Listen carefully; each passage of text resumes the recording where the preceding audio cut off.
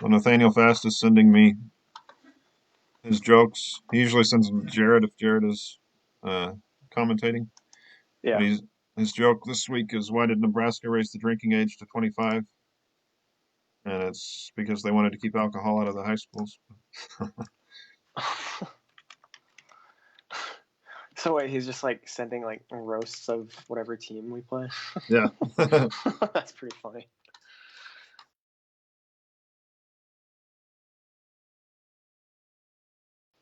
And for the people watching on YouTube in the future, we have Minnesota's in first place, tied with Iowa with 4 match wins. Illinois has 3, and then we're next with 2.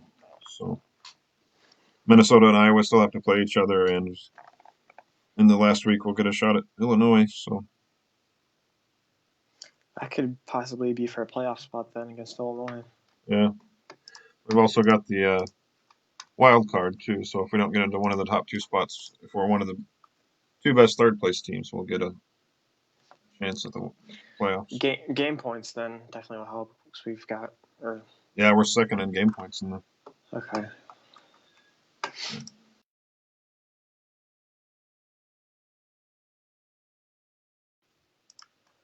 All right, we got one game at least. All right, which one is that? Gadson is playing. Yeah, it's interesting seeing the online ratings for the opposing team. Because looking at it on paper, their USCF ratings are quite a bit lower than all of their online ratings. So maybe they're a bit better than first appears. Yeah, I didn't go back to see how long. Some of these guys don't play over the board much, so they benefit from that, and then they'll just. Yeah, yeah, it's hard to tell.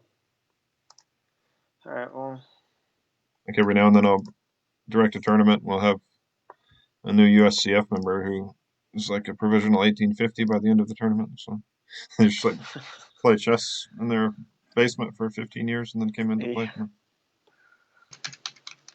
Isaiah's game looks like he went for Kingside Finchetto, some sort of King's Indian setup. Early Queen B6 move, I like that. Attacking B2.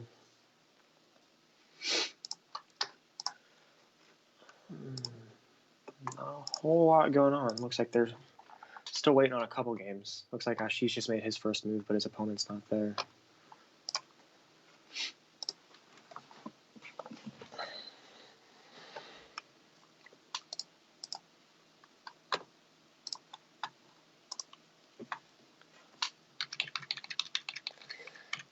Nathaniel going for 1B3. That's kind of an interesting first move. I guess it's gained in popularity a little bit. I know Nakamura's played that quite a bit online, so I'm sure people have seen him play it with success. Oh, it looks like Ken's going now. He is going now. All right. Click on that. Get that game up. I was going to have to take over the broadcast so we could do a very late roster change and you could jump in or something. I guess they'd have to allow it if game 1 hadn't started yet. Well, that would mess up the pairings and everything. So I would say I'm not sure. Yeah, because that means Gadson would move up. Ashish's game isn't going. Oh, there it goes. I say that and it starts.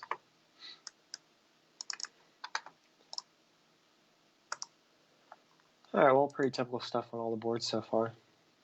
Kenneth's game. His opponent played an early H4. That's striking me as a little odd, but okay, it's aggressive. I guess if you're board 4 going against your opposing team's board 1, play aggressive and see what happens. So,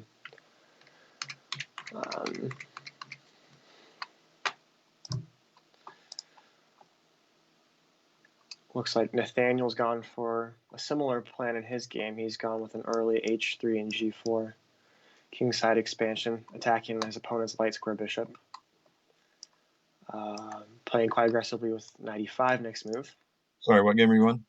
Nathaniel's. Okay. Yeah, he played this H3 G4, kicking the light square bishop for black all the way back to G6. Now he's moved his knight to the center to E5, putting 2 attackers on black's knight on C6. That's why black played queen C7. to help defend his knight one more time.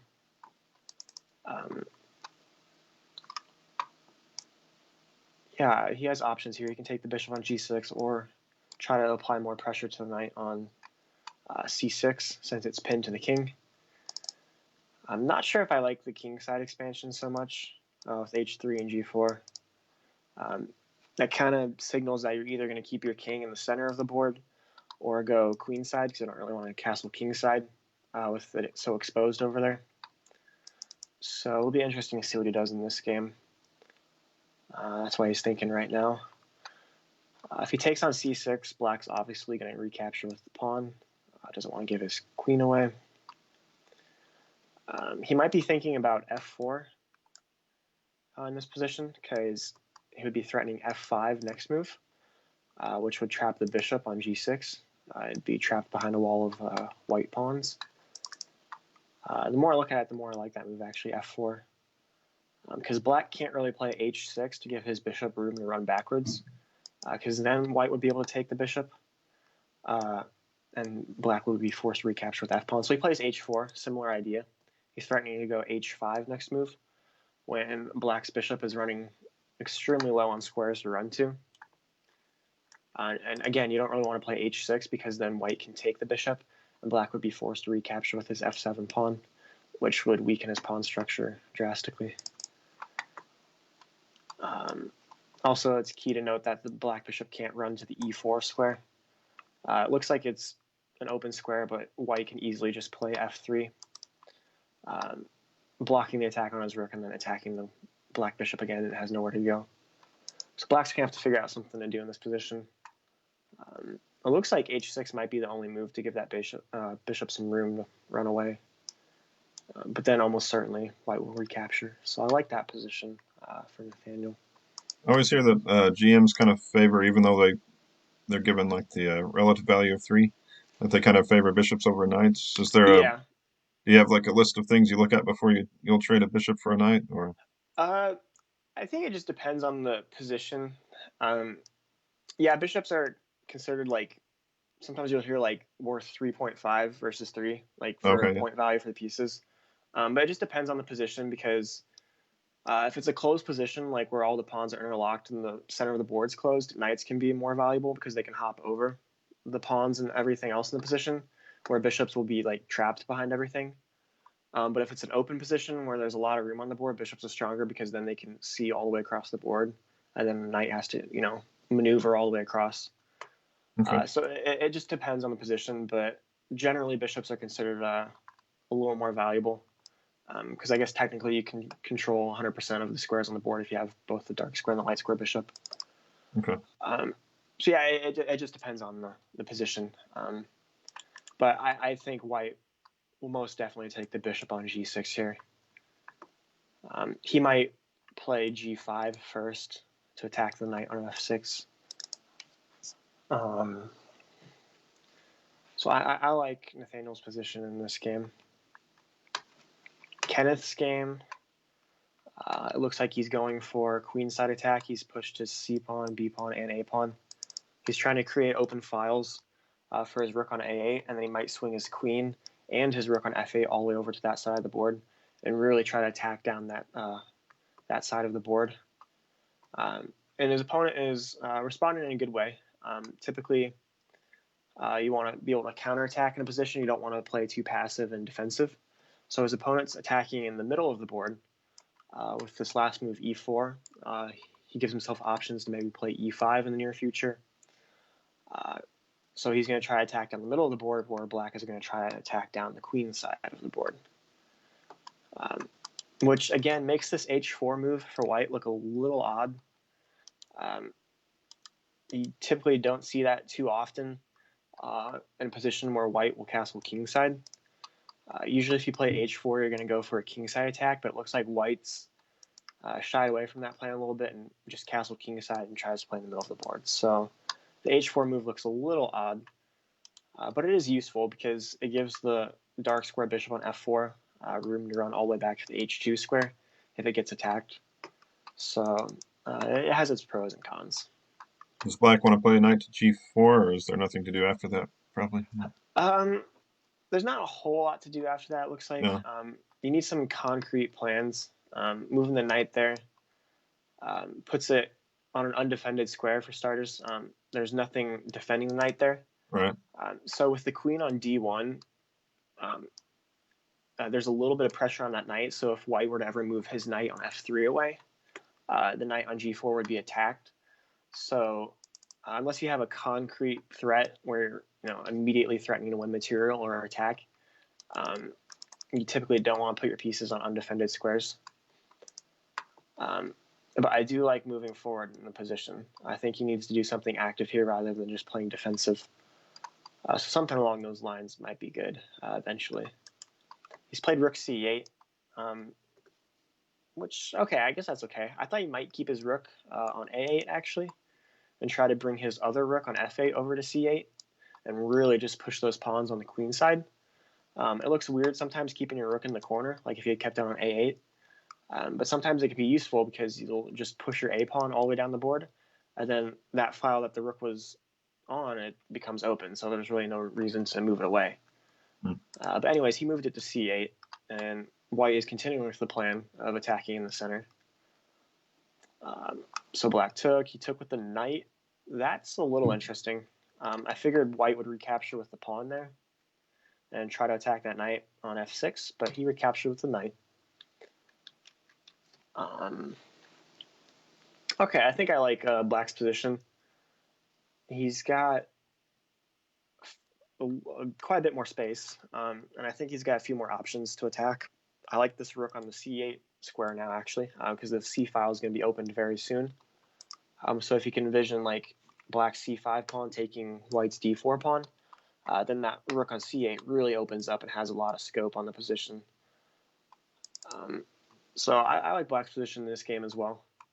He's down a couple minutes on the clock, but it's still fairly early in the game, so he should be able to catch up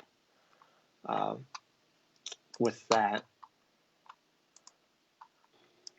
No, the bishops, you were asking about the bishops and knights earlier. Yeah. I was saying the bishops are really strong in this position because the knight or the bishop on b2 has a lot of scope. It's attacking all the way down that diagonal. It's controlling all those dark squares in the middle of the board since it's open.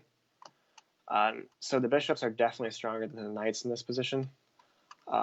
And he just moved his light square bishop back to e2. And he's attacking that knight on g4. And if black were to recapture with the h-pawn, if white took that knight, white would also have that queen on d1, which would take the pawn back. So he's attacking the knight twice, and black's only got it defended once. So white's threatening to win a pawn in this position.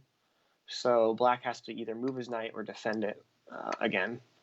So I definitely like white's position in this game. I think the pawn structure on the king side favors white. If you look at the pawns on g7, g6, and h5, they appear a little weak. Like if you were to take one of them, the rest of them will kind of fall like dominoes since they're, having trouble defending each other. And also the bishop on f8 for black is going to have some trouble getting into the game because it needs at least 2 moves to develop itself. You need to move the e-pawn and then bring the bishop out. But if you were to do that, the pawn on g7 becomes undefended because the only defender of it is that bishop on f8. So black has some problems to figure out in this position for sure. Although it could be interesting because white still needs to take care of his king. It's still stuck in the middle of the board. I assume he's going to castle queenside at some point. So we'll have to keep an eye on that game. It's at least 3 moves away, I guess. Yeah, he's still at least 3 moves away from castling. Also, his king is the only defender of that pawn on f2, which is currently attacked by that knight on g4. Oh, okay. I assume that's going to resolve itself since black's going to have to either move the knight away or white will probably take it. But you don't want to move your king to the queen side just yet. I mean, it's impossible since you got the queen and knight there, but you got to make sure you defend that f2 pawn if that knight is still on g4 before you castle. Let's move over to Ashish's game. We haven't taken a look at this game yet. Not really sure what opening was played. So he is our board 4 against Nebraska's board 1. Looking for him to have a strong week for sure, since he's about as high rated as their board 1. So he should be able to hold himself or hold his own against all of Nebraska's players. I wouldn't be surprised if we get 14, 15, 16 points this week. Asish is playing Joe Knapp, who's 2065. Might be a Scholastic player based on his username. Oh, really? Top chess kid. Well, yeah, that would that would definitely point towards that. Interesting position. He might be so far. 45 and calls himself the kid. I don't know.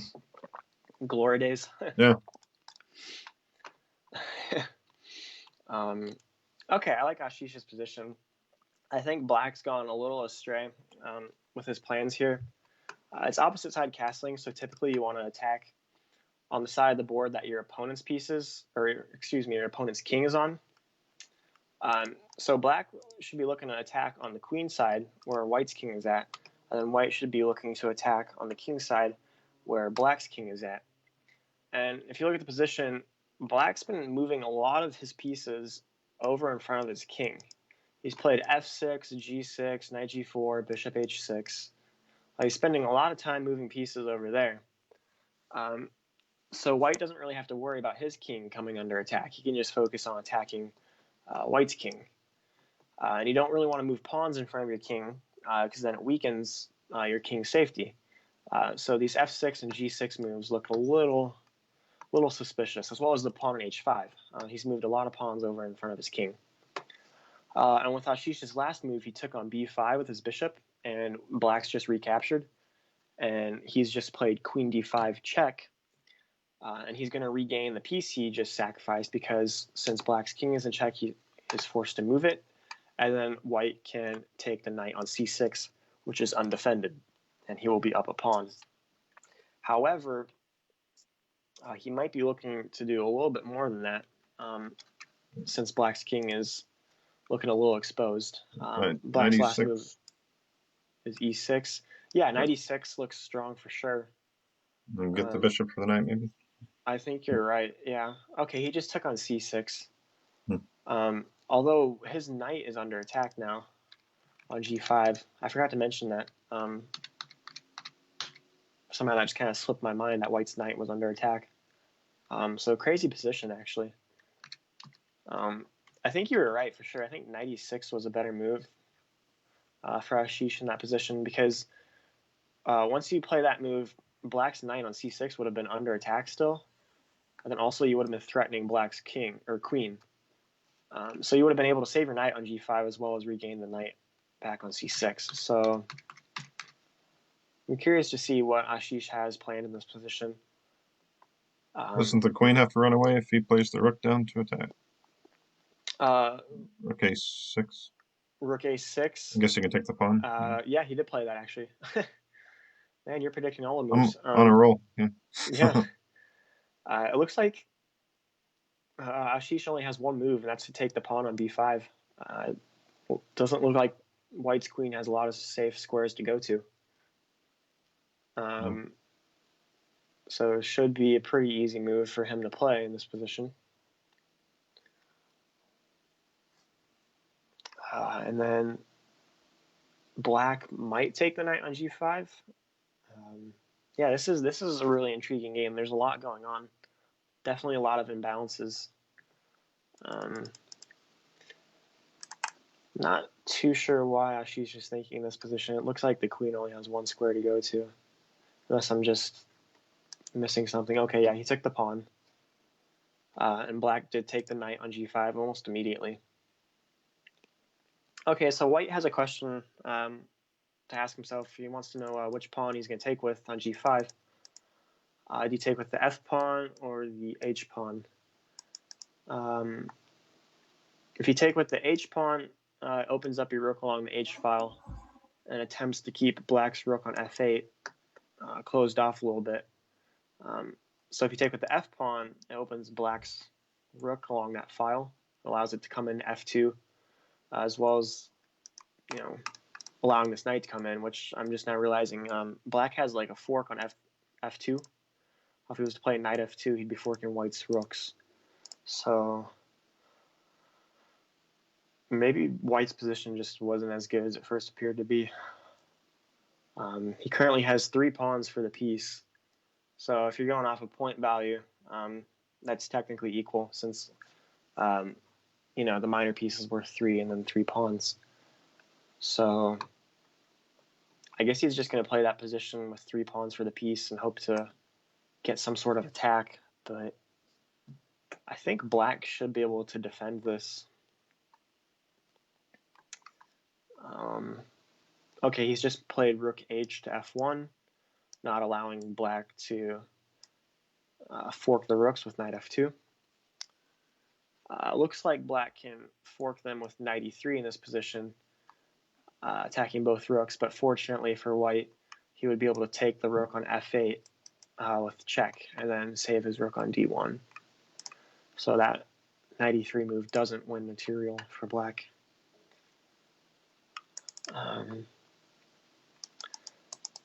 I like white's chances if he can trade off a few pieces, because he's got a good pawn structure over on the queen side with his A, B, and C pawns. So if he's able to trade off a few pieces and get into an endgame and then push his A and B pawns down the board, it could pretty quickly turn the tide because it would be tough to stop those pawns from getting all the way down the board and queening. But unfortunately for white, that's quite a ways off. You'll have to navigate this middle game. So this is a very interesting game. Something to note is he is up on time. He's got 5 minutes to the good. So this could be a very interesting finish to the game. His opponent trades the rooks on f1. At this point, I always kind of think Asish is going to win. It seems like he'll get some miracle win at the end or something, even if he's behind. Yeah, he seems to be like a really quick player. I've noticed in weeks past he's blitzed out quite a few moves pretty quickly. So, yeah, we shouldn't be too worried about him in that regard. I think he's got that under control. So you could definitely be right. I could see him pulling it out for sure, too. Black attacks white's queen again, so white's going to have to move it somewhere. Doesn't seem like black really has a plan in this position. He just is kind of just moving pieces aimlessly. I guess he traded rooks and did all that, but I think if you're black, you have to come up with something concrete. Because like I said, if you trade pieces for white, suddenly the endgame is looking kind of good because you have the passed pawns. So if you're black, you have to find something pretty quick, some way to attack and win using your extra piece. Otherwise, that extra piece is going to be kind of useless, especially with the time too. So if you're black, you have to find a very concrete way to attack and some good plan here. Whereas white's position, I think it's pretty easy to play. I don't think you have to think a whole lot about your moves. I think the moves just come pretty naturally. He's going to try to play a4 and get those pawns rolling on the queen side. So black plays queen c7. You don't want to stray too far away from that pawn on d6 if you're black, because white's queen on b4 is attacking it. So that's why I went to c7, still keeping an eye on that. I like white's rook on f1. I like the f file. I'm trying to look for a way to attack down that file. I'm not seeing it just yet. I'm thinking maybe knight b5 for white in this position. Looks interesting. Knight b5 attacks the black queen and also attacks the pawn on d6, and he plays it. So he's got a double attack on that pawn on d6 now. The bishops are opened up along that diagonal, so that's something to note as well.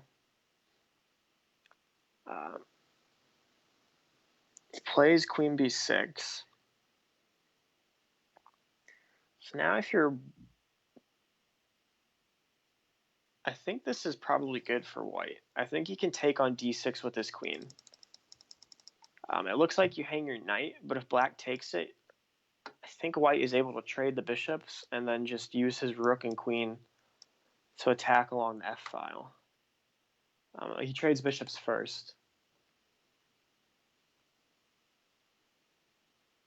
I think black maybe takes the knight with the rook in this position, attacking the queen. Although then white would have queen c3 defending his bishop. Yeah, I like white's chances more and more. That's funny. I liked his position when we first got to the game, and then then I liked black's. Now I'm back to liking white's. It's been an up and down game. But really, that time advantage is going to be crucial. His opponent getting down to a minute and 25 seconds now.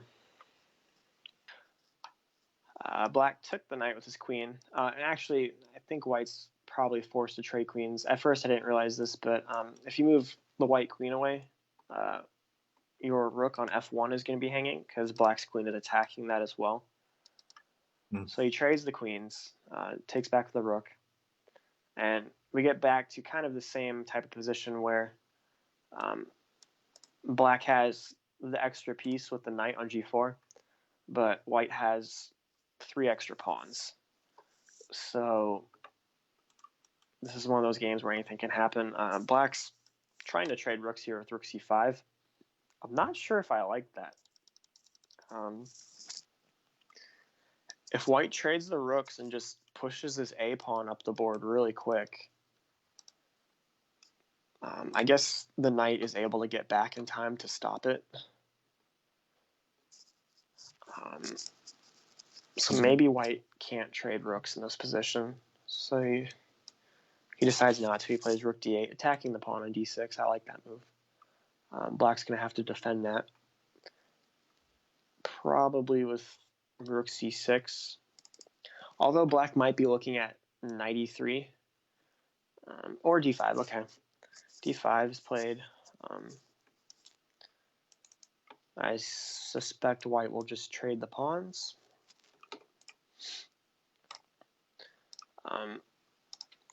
Also, I'm flipping through the games really quick. It looks like Isaiah Gadson actually lost his game.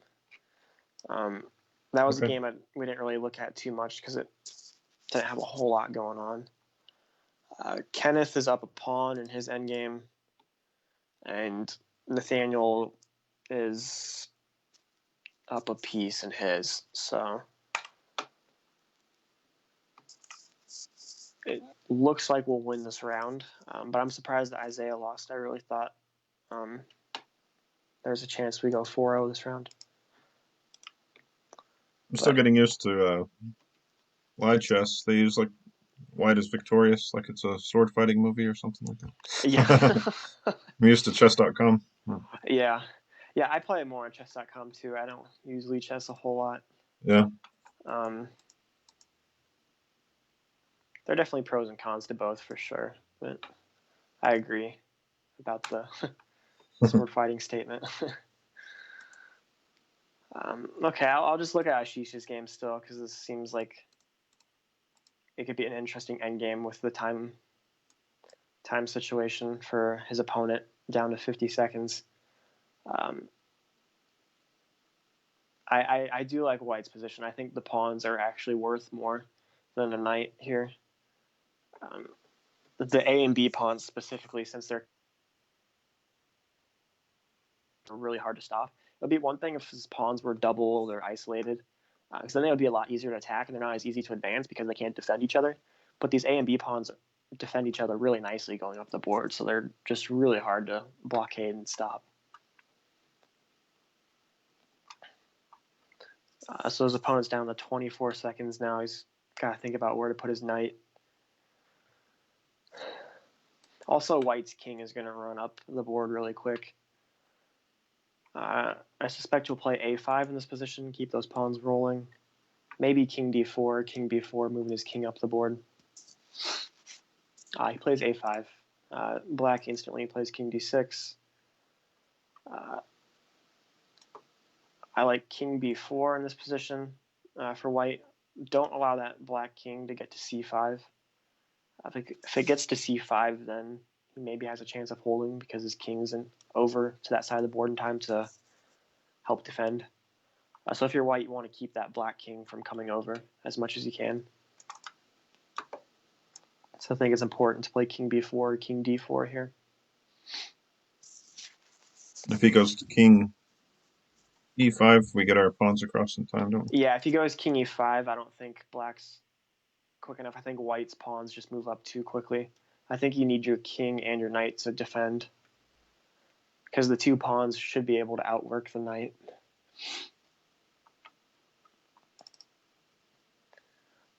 But okay, he's defending kind of in an annoying way. If white plays a6 here, black can move his knight to b6, and then he's blockading the b pawn with his knight. But if you play b6 as white, then it allows the black king to go over to c6. So it's hard to push either one of those pawns right now. So that's why he just kind of waits and plays c3. So black kind of waits as well, just moving his king over to the corner to help defend. Okay, this is still really interesting. I'm not sure I liked Ashish's last move, c3. It felt like kind of a waste of time because now black is getting his king over a little bit. Okay, yeah, this is rather interesting. Because again, you can't really advance either one of those pawns. If you play b6, it allows the black king over to b7, and then he's defending on the light squares. And if you play a6, then the b6 square becomes available. So maybe one idea for white is to bring his king all the way to the other side of the board, just forget about those two pawns on the left side, and to bring his king all the way over to try and win black's pawns on g6 and h5. That's one idea. Okay, he just wastes more time with g3. Okay. Black goes back with king d6. That's a little interesting. Looks like Nathaniel was victorious. Oh. Okay, that's good. Yeah. Oh yeah, he was up 2 pieces. All right, so that evens out the score. So we just have Kenneth and Ashish. Kenneth is up a pawn in an endgame. But okay, so far Nebraska looks stronger than first expected. If Kenneth is, only up a pawn against their board 4 and Isaiah lost, looks like this could be a closer match than first thought. Okay, it looks like Ashish just won his game. Okay. Oh yeah, his opponent just blundered a knight. If you go back and look at the moves, he tried to blockade with his knight on b6, which just allows the simple c5 check, and then once the king moves, white can take the knight, and then he's just up, more than enough pawns to win the game. So good win by Ashish, taking down the opposing team's board 1. So Nathaniel won, so that's 2 points. So it comes down to Kenneth. It looks like this game, just ended in a draw. So 2.5, 1.5 after round 1.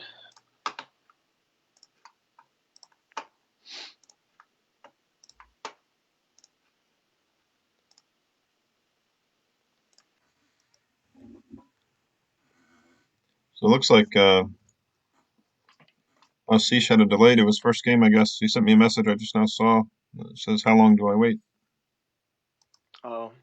I guess I noticed it took a while for his opponent to make a move. That's interesting.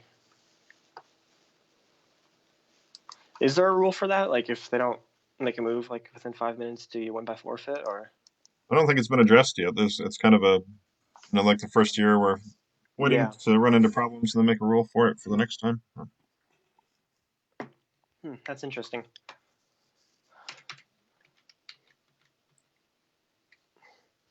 There are like set USCF rules where you can start Yeah, their clock, but I don't know how you would do that in a in an online game, yeah. yeah. Yeah, because I think it just automatically aborts it, like within 30 seconds if your opponent isn't there. Like it doesn't let their clock run. After all the COVID stuff, the rules committee at the USCF was like scrambling to make up USCF rated rules and stuff, but I, th- Huh.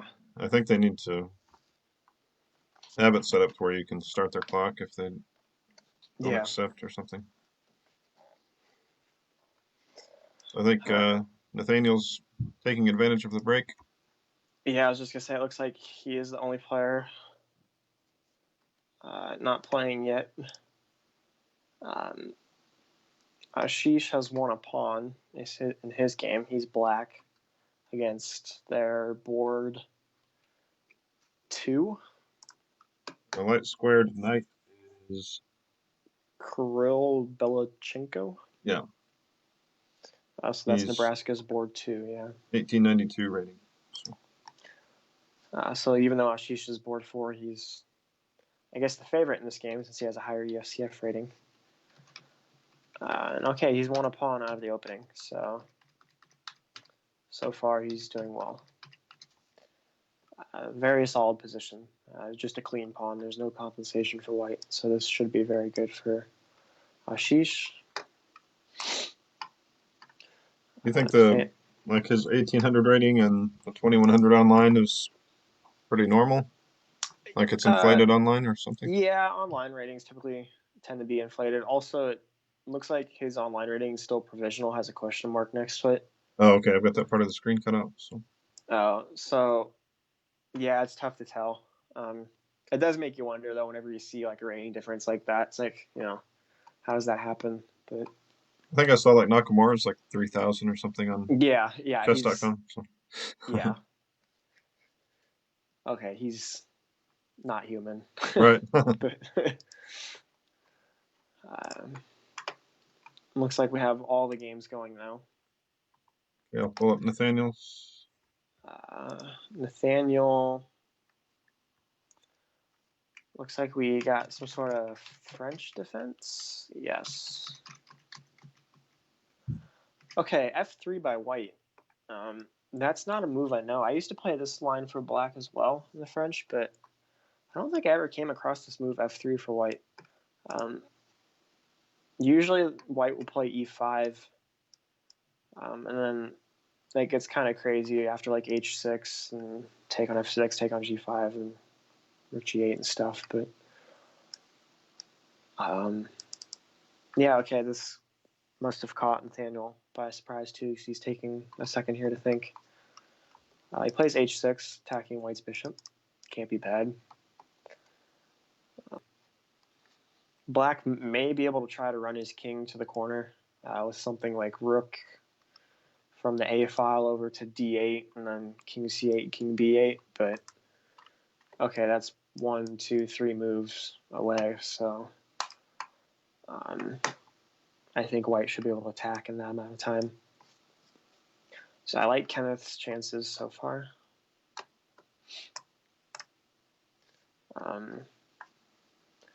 Going to Isaiah's game. Okay, his opponent played f5. Must have heard us talking about the Dutch. This is okay. A really interesting position. It's weird to look at. Black has his bishops on c8 and d8, and a queen on b8. That's not something you see too often. If you could somehow move that knight from like a5 all the way back to the e8 square, then it'd be like you're setting up for a Fisher random game. Oh, but so I like white's position. The lead in development should be pretty good. I'm not sure I understand white's idea of taking that pawn on passant, but he did anyways and played rook c1. I didn't like taking that pawn just because it brought black's bishop out. Gave him the chance to play bishop f6. So, okay, I still like white's position though. this pawn on d6 for white can be somewhat of a thorn for black to deal with because it's so far advanced that he may have trouble working around it. But black's bishops look strong. The bishop on b7 has a lot of scope.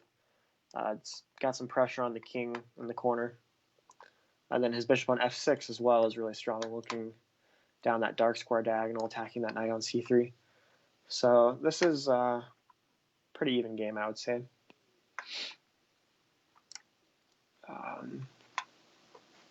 Going back to that French game with Nathaniel, not a whole lot of moves were played. Yeah, the French is one of those openings. It's like you play somewhat passively as black, but I've always liked it because I like attacking on the queen side, like playing the c5 move and queen b6, knight c6. It's tough if you don't know what you're doing because you can get rolled over pretty quickly since white gains more space with e5 and d5, or excuse me, e5 and d4. But usually offers pretty good counterattacking chances if black knows what to do. And white's last move, we took on c5. And this is kind of one of the ideas if you play the French as black, is to get white to take on c5 like he just did. Because now his pawn on e5 is undefended, and you're starting to chip away at that center. That pawn on d4 and that pawn on e5, that pawn duo, they were really strong. They were holding the center. They gained a little bit of space for white. But when you take on c5, you're removing the defense of that pawn on e5, and you're taking your pawns out of the center. So those advantages kind of slip away. And that's the whole point of playing c5 as black, is you're chipping away at that center. So I think that's a small victory for black. And he can take this pawn back on c5 anytime he wants. That's what I was going to ask, why you didn't take it. With his last move, knight c6, he attacked that pawn on e5 first. So both those pawns were under attack. So he was just giving white the option of choosing to defend whichever one he wants. If he had the option of taking, black would take the pawn on e5 since it's a little bit stronger. It's blockading white's pawn or black's pawn on e6. So the pawn on e5 was a little bit stronger. That's why he attacked it first. And that's why white defended it. He played f4 defending it, and now he can take on c5. Very common idea in the French. The only way to defend it is to put the knight on a weird square, I guess. Yeah. A4. And you can't even do that because it's pinned. So yeah, it's almost impossible to defend that pawn. Actually, I think it is just impossible. But black may be thinking about playing d4 in this position, since that white knight is pinned to the king. So if you play d4, attacking it with a pawn and threatening just to take the next move, and you can't move the knight away since it's pinned. So in response, white would probably play a3, attacking the bishop.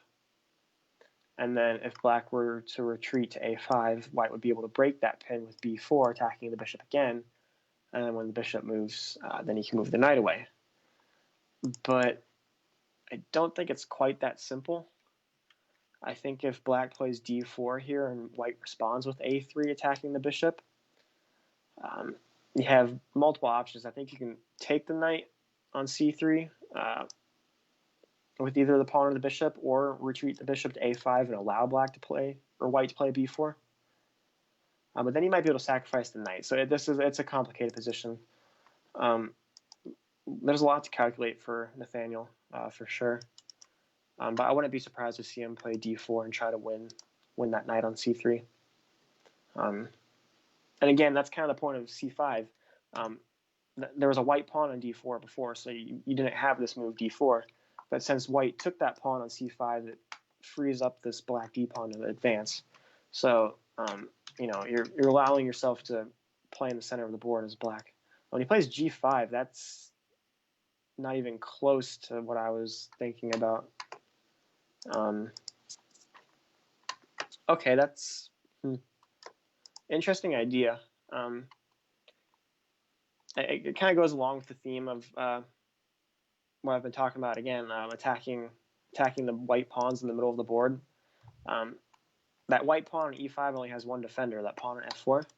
So if white were to take the pawn on g5, black might be able to respond with knight takes e5. And then suddenly black has 2 center pawns and white has none. So g5 is consistent with the idea of undermining white's center. Although I still liked the d4 move, I thought you were applying quite a bit of pressure to the knight on c3. So I'm not too certain why you didn't go for that, but I don't think this g5 move is bad. And he can still win that pawn on c5 back anytime he wants, since it's virtually impossible to defend. So this could get a little crazy. I do like black's position, but I may be a little biased since I have played the French in the past. White plays queen h5. That looks intimidating at first sight. Moving the queen all the way into black's position. Although I'm not too sure if there's any concrete threats. It looks intimidating because it's all the way up into your position, but it's not really attacking anything. Everything over there is defended. The pawn on h6 is defended. The pawn on f7 is defended. So Nathaniel just responds by taking the pawn on f4 very quickly. So he's regained his pawn. Material is now even. But white has a couple weak pawns on e5 and c5. So black might be able to win those pawns and then be up material. So I still like black's position. If he had another move here, I would expect him to play queen g5. That would trade the queens, getting rid of white's most threatening attacker. And does d4, or I'm sorry, does d4 not win the knight? Or is there... d4, it still might win the knight. I like that move too a lot. Okay. If he plays d4, white might be able to play a3, saying you attack me, I attack you. A3 would be attacking the bishop on b4. And then if black moves the bishop back to a5, trying to keep that pin on the knight, white would be able to play pawn b4 and break the pin. So then attacking the bishop again, and then when black moves the bishop, your knight is no longer pinned, so you can move it away from the attack. Okay. So it's one of those things where it's like, it looks like you're winning a piece, but white can counterattack your piece like just in the nick of time. Yeah. So there's a lot to think about. He plays knight f3, defending the pawn on e5. And he may go for d4 in this position. Although he may just take the pawn on c5 and say, okay, I'm going to take this pawn and be up a pawn. Yeah, okay, he takes it. So now he's up material. His king might be a little weak since he can't castle kingside, really, because that would just, almost certainly lose since the pawn on h6 would be undefended and the open g file. So as long as he's able to keep his king in the center of the board safe, I think he has good chances since he's up a pawn, and then that pawn on e5 is isolated and hard to defend.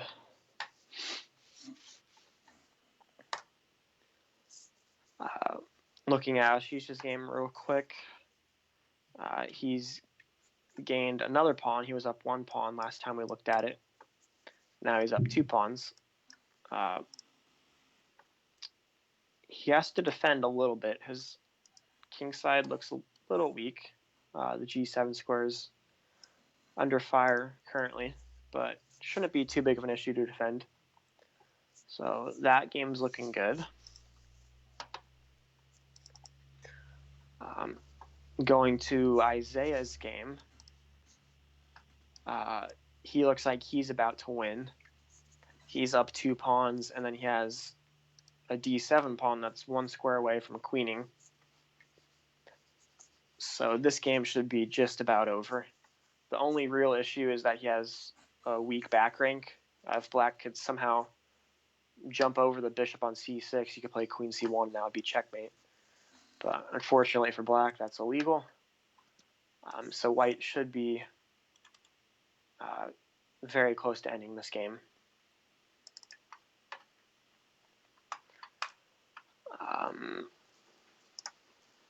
He's down on time. He's got 5 minutes less than his opponent, or 4.5, but shouldn't be too big of an issue. 4.5 minutes should be enough to secure the win. A good move by Isaiah right there, a rook e8. He's trading off the rooks because the rook was helping to defend the d8 square, which is the square the pawn wants to advance to and queen on. So by trading the rooks, he gets rid of the defender. Actually, this looks like it's just about over because as black, you don't really have any moves here. You don't want to trade rooks because if you trade rooks, it allows white to just recapture and get a queen when he does so. And you don't really have any other squares to move the rook to. If you go to g8, you can just still take it as white. If you go to f7, you can take it. And you can't defend it. So actually, this looks like it's just over. Like black should resign on this move.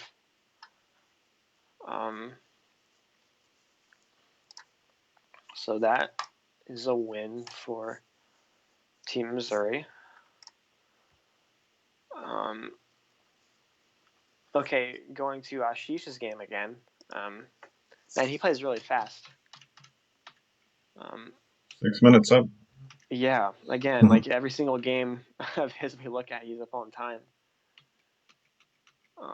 And I like his position. Even though his king looks a little exposed, I think white's king is just as much danger, if not more. Because this rook on c2 for black is really strong, and then his queen on d4 is nicely placed too. So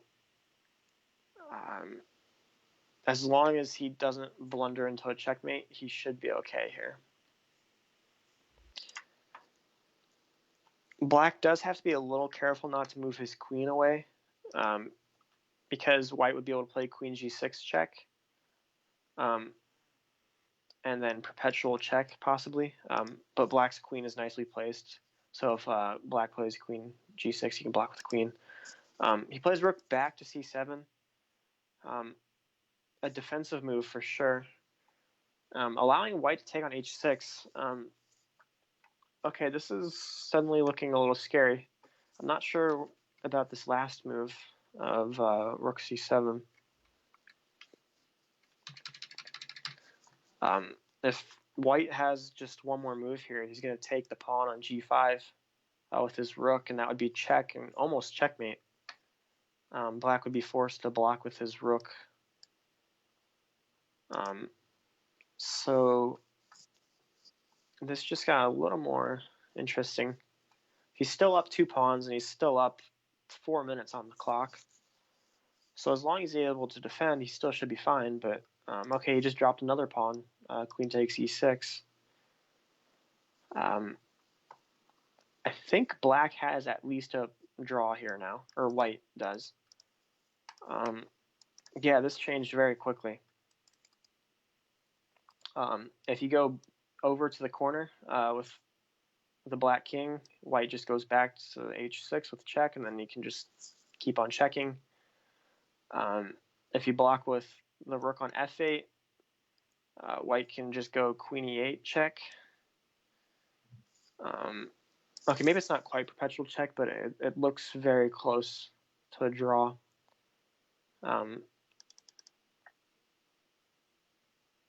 Maybe more for white if he can find something. So he's taking his time to think about how to defend. Maybe king h7 for black. It doesn't look like there's any immediate checks for white after that move.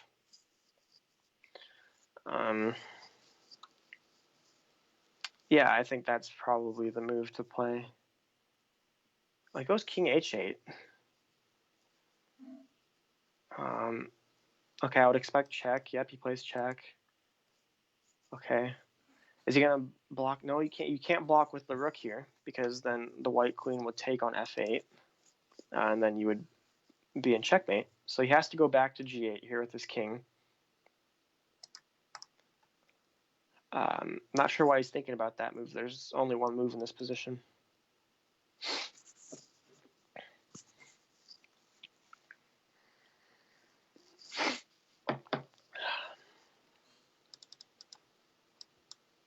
Yeah, I don't know why he's thinking. He's just wasting time. Just move right now. So if you move quickly, your opponent's forced to come up with a move because he's low on time. Okay, so he goes back to check again.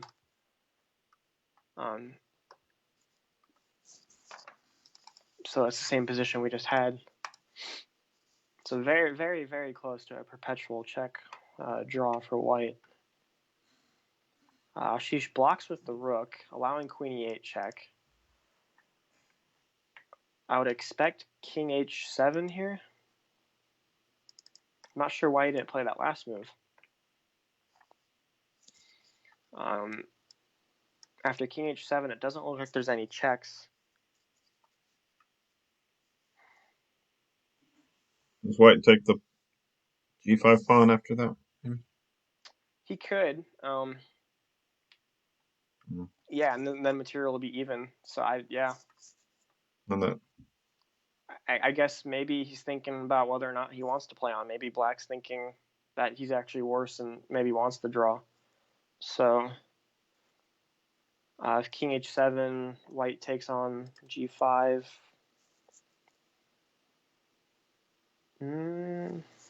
Yeah, maybe black's just worse in this position. Man, that game took a turn really quick. I thought black had it almost won. I'm not sure how he let it slip. So yeah, maybe he's just going to go rook f8 here and force the queen back to e6 with the check. And then that would almost be a repetition.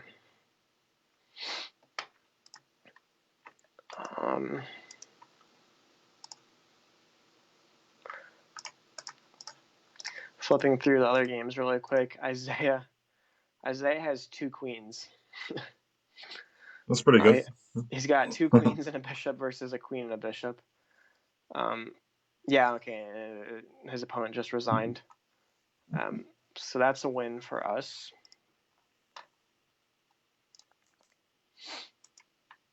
I kind of wish at the like Grandmaster tournaments that they had a rule, like there was a no resign rule, so that I could see why the game's over sometimes. Oh And yeah, then, yeah. Yeah, I it's guess the definitely good for GMs don't want to see play a game where the opponent's got 3 queens or something, probably. Yeah, that's not the most fun experience playing against 3 queens. Okay, Ashish's game, he did block with the rook, and the queen went back to e6 with check. This should just be a draw now by perpetual check. Looks like they're going to repeat because Ashish is down on time now too, so I'm not sure why he's just not taking the draw here. Yeah, I don't know why he's thinking so much. He was up like 6 minutes on the clock and then suddenly just threw it away. But okay, still not a bad result. A draw is good. So that game just finished. So we have 2 games left. We have Kenneth on board 1 and Nathaniel on board 3. Looking at Nathaniel's game, his opponent has 8 seconds left, and he has 5 minutes, so this should be good for Nathaniel. 3, 2, 1. Okay, his opponent just lost on time. Wow. Walked away or something. Yeah, that's okay. Nathaniel had a winning position. It looks like he had a rook and a pawn for a knight, and then also it looks like he was winning another knight, so he was going to be up quite a bit of material. So that's why his opponent probably just let his time run out. So Isaiah and Nathaniel both have wins, 2.5 so far. Right? Yeah, 2.5 to half. And looking at Kenneth's game now, both players are under a minute on their clocks. But Kenneth just won. His opponent resigned. Okay. His opponent's king got caught in the middle of the board. Looks like checkmate's going to be unavoidable. So, a very good round, 3.5 to a half. That will go a long ways in securing the match victory.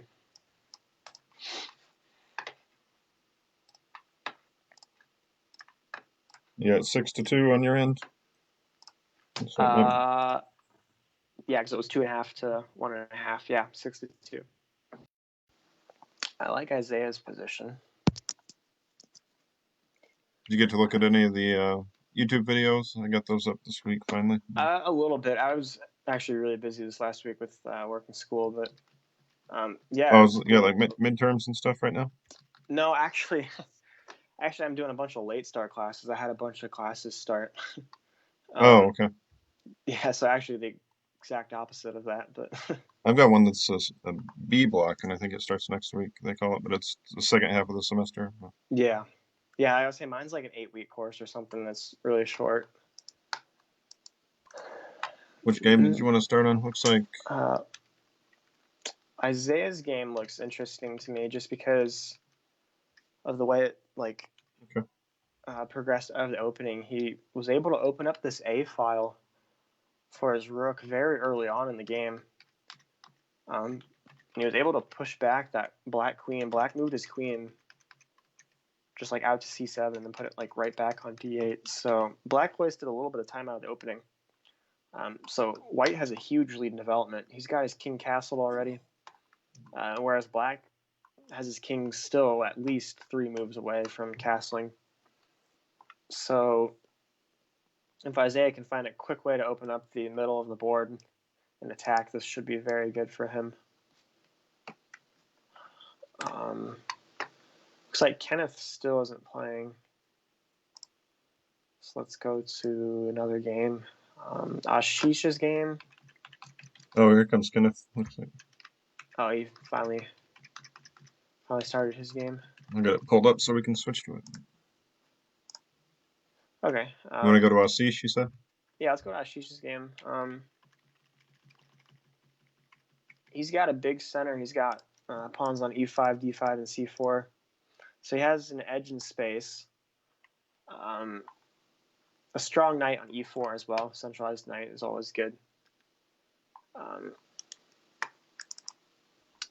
I suspect he's going to take the d4 pawn here because white is unable to recapture with the c pawn due to the queen being on a5 pinning it, so he would be forced to recapture with the pawn on e3. But then that opens up the file to his queen and king. So if black could somehow open up that file really quickly and put a rook on that file, then white could find himself in some trouble having his queen pinned to his king. So he does take the pawn. White has to recapture with the e-pawn here.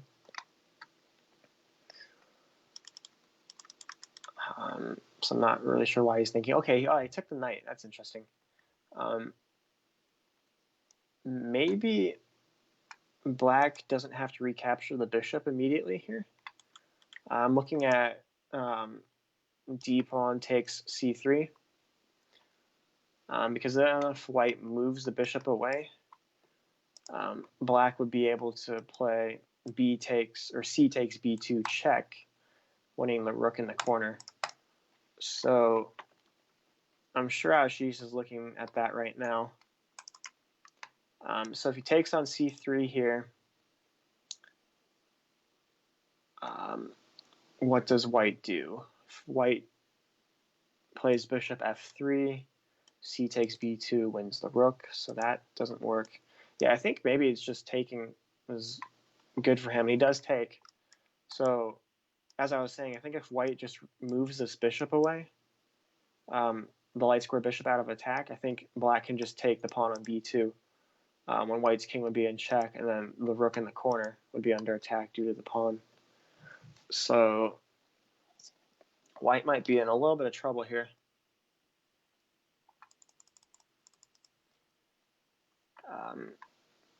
And the same thing goes for if white takes the pawn here with b takes c3. Black can take that pawn with check with his queen, and then he'd be forking the king and the rook in the corner. Then he'd get the other rook too, wouldn't he? Maybe. The other rook? Oh, yeah. And if he took in the corner, yeah, of course. Yeah, so white was smart and did not take that pawn. And as black, I still don't think you have to take that bishop immediately. I think you can still take that pawn on b2 because white doesn't have time to move that bishop away because you take the rook in the corner. So he does take the pawn. So I think Ashish is just going to be up a couple pawns after all of this is said and done. White's basically forced to move the rook away out of attack. So maybe rook b1 in this position.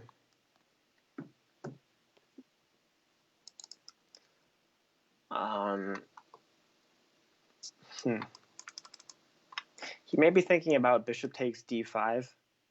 And with that train of thought, he's thinking, you know what? If I move my rook, black is going to take my bishop anyways. So I might as well throw in this check and take a pawn while doing so, and then move my rook away. But I don't know if he wants to do that or not, because if you take on d5 with check, and after queen takes d5, then the rook moves, black is in time to defend that pawn on b2. And that pawn is extremely dangerous. So actually, black can just take, or white can just take with the queen. But yeah, I was missing that. But maybe c3. Maybe I just don't know what I'm talking about. I'm missing things. But yeah, maybe I should be looking at that instead. So queen takes b2. I forgot the queen can take here. Queen takes b2. Okay, he throws in check with d5. Hard to guess these moves. Okay, queen takes d5, and he takes on b2. So black is up a pawn, and it's a good pawn. The pawn on c4 is a strong pawn because it's passed and it can be protected. So I do like Ashish's position still. I think this is almost a sure win because that pawn is just going to roll down the board very quickly. And then with his last move, bishop out to f5, he prepares to put a rook behind the passed pawn, so rook c8. And then also this bishop on f5 helps defend the c2 square, which is going to be critical in advancing that pawn forward. So that looks like a good position for Ashish.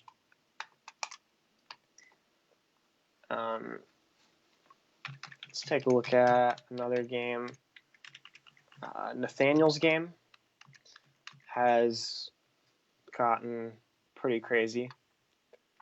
It's not too often you see pieces for both sides under attack. Nathaniel, yeah. Nathaniel has like bishop on g2 under attack by white's king, and then the knight on h7 under attack by black's king. So that's something you don't see too often. Okay, if white takes the bishop on g2, black's going to respond with queen g6 check, forking the king on g2 and the knight on g6. Or he could just take the knight on h7, but I think it's beneficial to throw in the check on g6 to help get your queen out. So Nathaniel is up a pawn in this position. And I think it's almost certain that white is going to take the bishop because white's rook is under attack, and you don't want to give away a rook for a bishop. So the only other move would maybe be moving the rook or taking the bishop like you just did. I was going to suggest that as well. He took on f8.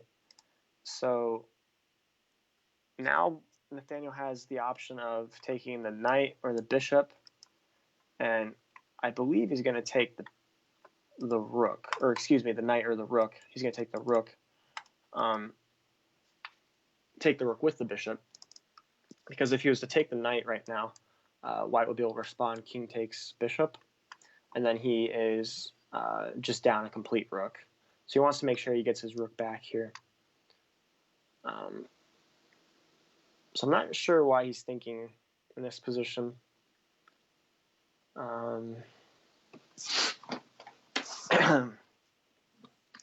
But very interesting how like pieces are just hanging left and right.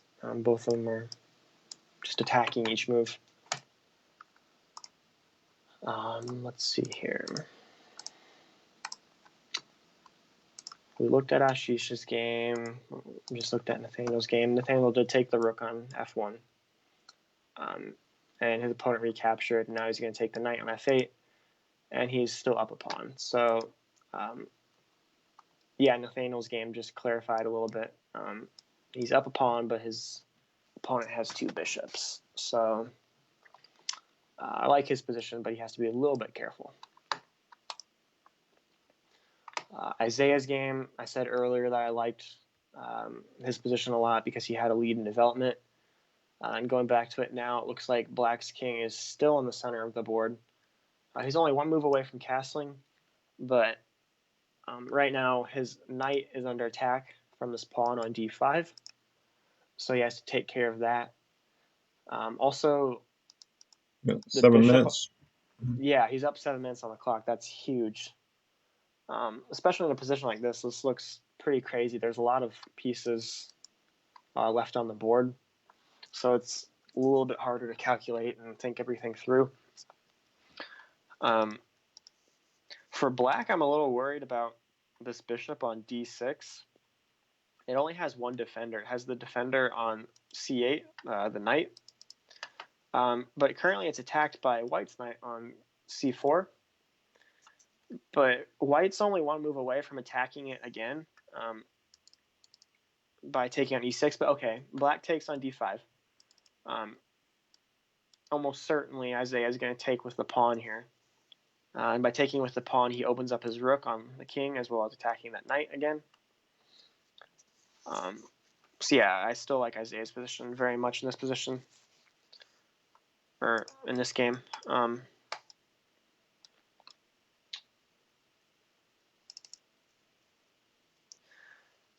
Yeah, and 11 minutes versus 3 minutes, that's looking good. So don't have to worry too much about this game. Kenneth's game we haven't looked at yet this round. His opponent played the French. Seems like it's a common opening this week.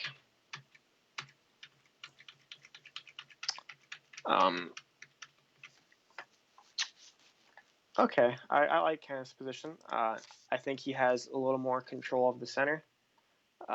He's got a little more space because this pawn is on e5, and he's able to bring his rooks to e1, and then soon he'll bring his other rook to d1. He has his knight on d5, which is pinned to his queen right now, which is a slight concern. You can't move that knight away because then your queen would be under attack, since Black has a queen and a rook along that file. So I would expect Kenneth to play rook a to d1, and he just did, adding more defense to the knight in the middle of the board and bringing his last piece into play. So this is a pretty even game. I like White's position, though, because he has a little more space and a little more control of the center. So that could still go either way, though. Isaiah hasn't moved yet. Nathaniel's game hasn't changed too much. Nathaniel's on track for a second 4-0 night, maybe. Because he went 4-0 once before, and now he's got 2-0. So really, that's good. That's always good to see. He's playing well. I think Ashish went 4-0 one night too. Yeah, it was the same night as Nathaniel. We had 2 4-0 players. I think it was Kansas, wasn't it? Yeah, it was week 2. I think it was. I remember saying something about that because I was commentating. Yeah, I think it was last time you were commentating. Yeah. That's always good to see. Maybe I'm good luck. Maybe I should just commentate every week. Yeah. Start calling you the kid.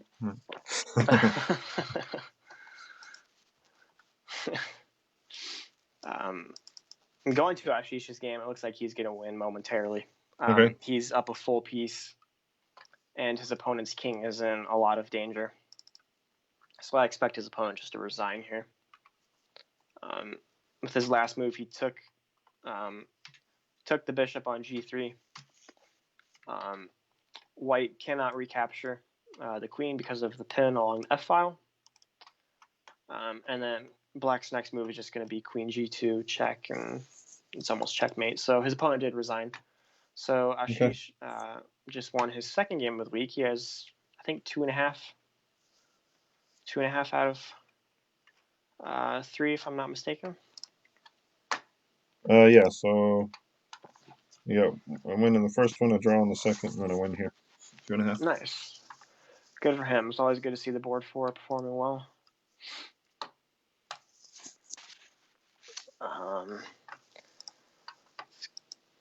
Let's go to Isaiah's game.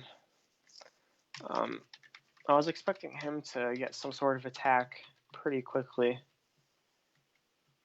And it still looks like he should have something in this position because Black's king is stuck in the middle of the board. And Isaiah's last move highlights that fact. He's lining up his rook on e1 and his queen on e2 to attack the knight on e7.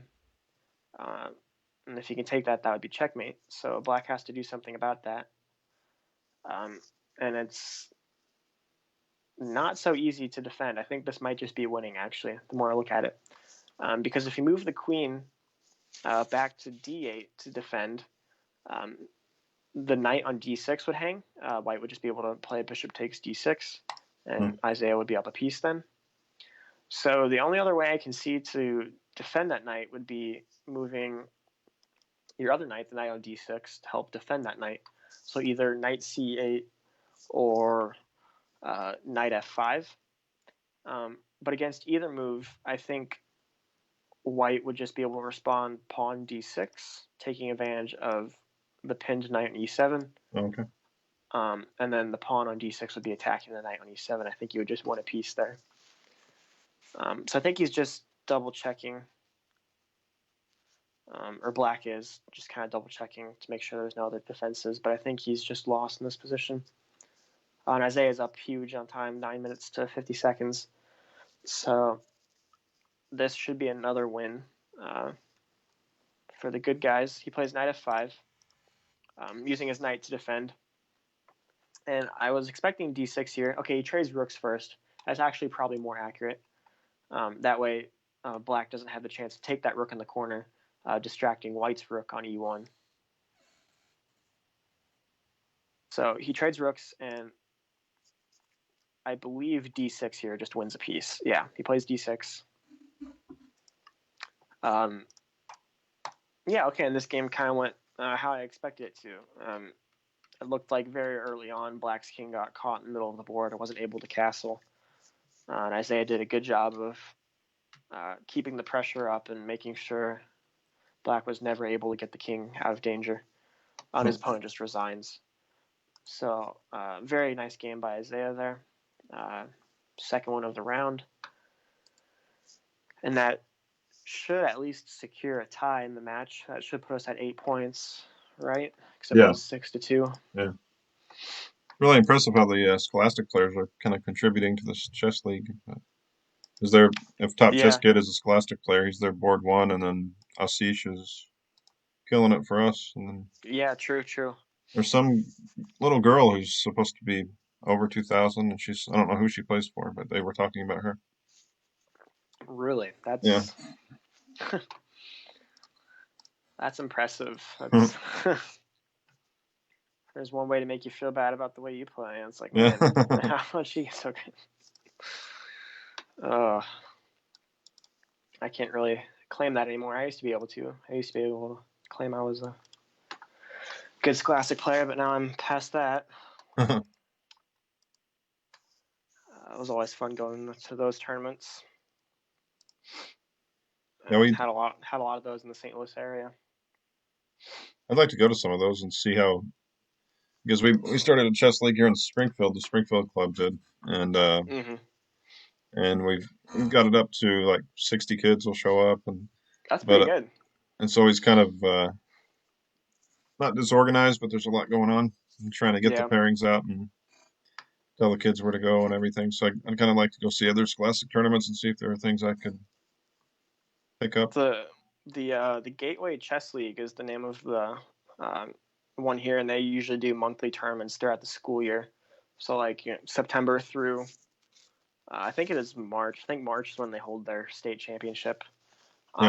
But they hold one each month at like different schools around the St. Louis area, and they'll get hundreds of kids because they get all the teams from the public schools that come and play. I always had to play by myself because I never had a team, so I just played individual. But it was always a lot of fun, a lot of good memories doing that.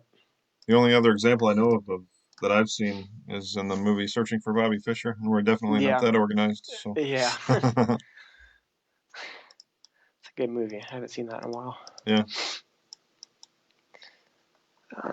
Anyways, looking at Nathaniel's game now, it's in an end game. He's currently up a pawn. He's about to give that pawn back though, because the pawn on f3 is under attack, and there's no way to defend it. With his last move, he played a4, and I like that a lot. He's trying to counterattack on the side of the board, and open up his rook, which he's done successfully now. So he's going to bring his rook down to either a2 or a3.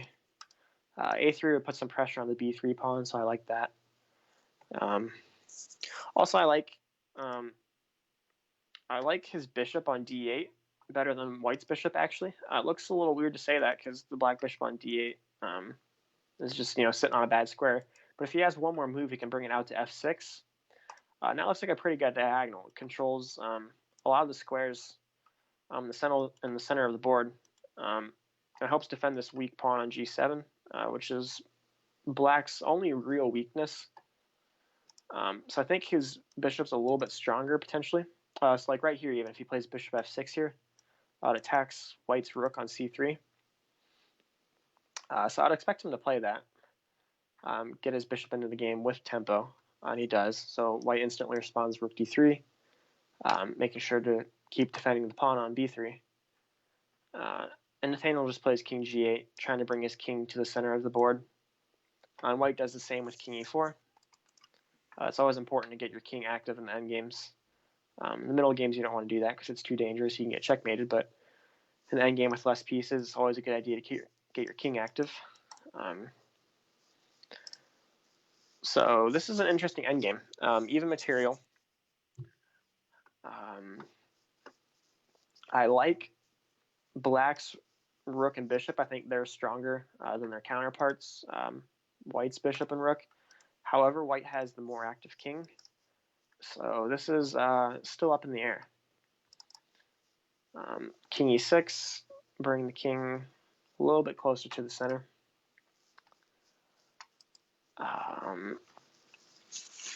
One idea for black might be to try and go and attack that pawn over on h3. It looks a little lonely over there, so maybe if you could play something like rook a1 and rook h1 to get behind it, that might be one way to win that pawn over there. So we'll have to see what he does there. White just goes back with his king. Maybe to try and defend that pawn over on h3. Although it seems a little weird to run your king toward the center like you did and then just immediately go backwards without being provoked to.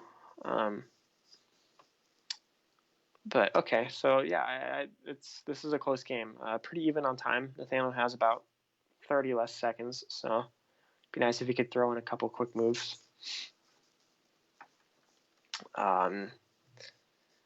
He plays rook a2, getting his rook on the second rank. I'm not sure if it does too much because you can't get behind that pawn on the h file, because if you played rook h2 here, white would be able to just take it with his bishop.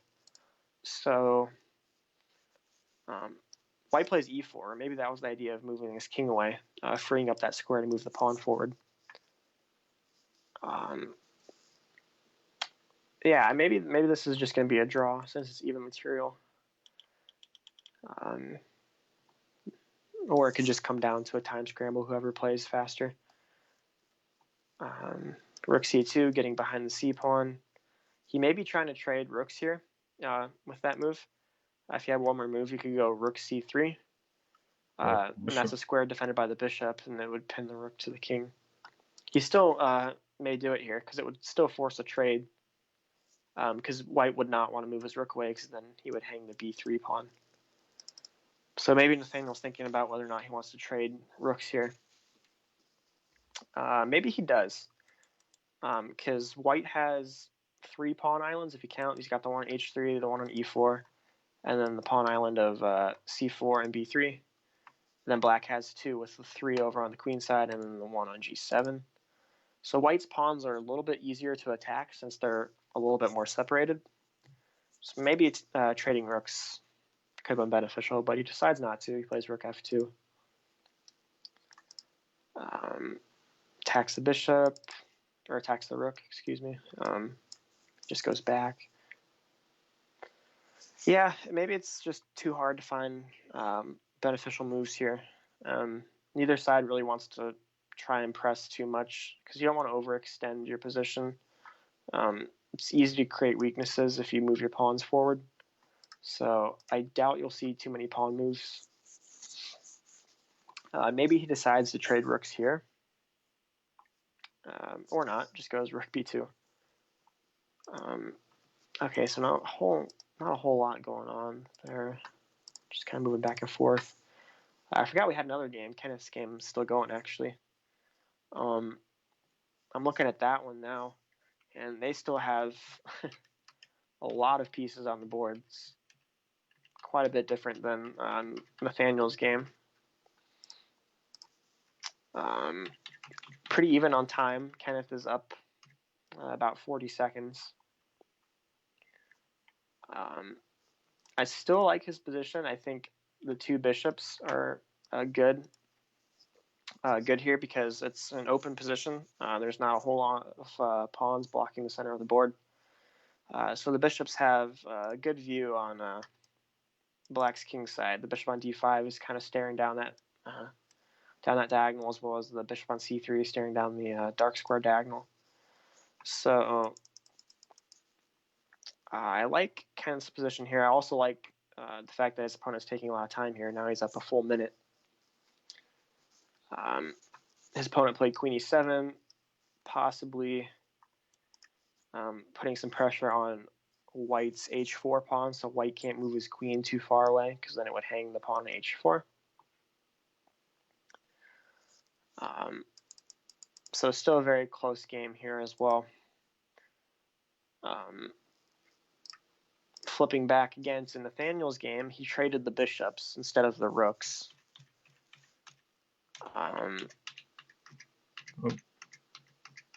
Wasn't expecting that. I don't think it's bad. To be honest, I'm not really sure. It could just come down to a time scramble at this point. Both players now to 2 minutes and a minute and a half. I think black stands a little bit better just because white's pawns, again, are a little bit easier to attack since they're separated. But I think white is able to defend here. He's just going to go back. I think they might just repeat. I think of king g3 here. It's possible we just see a repetition for a draw. Yeah, king g3 was played, so now if rook e2 or rook b2. Kind of the same story as last time we looked at it, just without the bishops. Really, neither side making pawn moves, just kind of shuffling the kings and the rooks around. Yeah, this should end in a draw. White's just going to go back here with rook d3 to defend the pawn. And black can basically just offer the draw here with king e5. That would be repetition again. So that would secure the victory anyways if he took a draw here. That would be 8.5. So a draw is definitely a good result. He's getting a little low on time. He's under a minute now. He decides not to take the draw. He decides to play on, goes rook h1, attacking the pawn on h3. Should be easy enough to defend, though. I would expect king g2 for white here. Defending the pawn and attacking black's rook, forcing it to move away. I should have been quiet about the 4L stuff. I gave him bad luck, maybe. Yeah. Okay, but at least, he hasn't lost. Undefeated's not bad. Right. Yeah, I'm just not sure how you make progress here. It looks like a draw. So we'll go back and look at Kenneth's game since there's not a whole lot going on there. Kenneth's game still has pieces on the board, still very far away from the end game. Like I said earlier, the two bishops look pretty good. Although the knight on e6 for black is doing a good job of just kind of holding down the fort. It's blockading the pawn on e5, and it's doing a good job of defending the pawn on g7, and the pawn on f4. So that's a good defending piece for black. He moves it away, plays knight c5, attacking now, attacking the bishop on b3. Yeah, white's last move, I'm not sure about bishop b3. I maybe would have taken that knight on e6 since it was such a good defender. Okay, he has a chance here to take it again. Yeah, I would think about taking it if I was white. Because I'm not sure if you want to allow that knight to get all the way back in the game. Okay, maybe this is just going to be a repetition as well. It looks like it is. If he goes back to e6 here, it's a draw. b3. Yeah, okay, wow, that's... wow, just jinxed that one as well, I guess. Okay, but that secures the win. 8.5 points for us now. And Daniel's got the other guy down to 10 seconds. So. And he's up a pawn. Not sure what happens. I guess he won a pawn after he flipped away. Maybe it didn't jinx him after all. Looks like he has good winning chances here.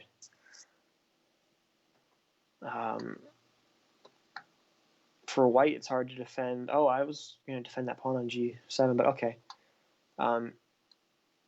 Yeah, it looks like Nathaniel's going to be up 2 pawns in this endgame. He's going to win the pawn on e4 and b4.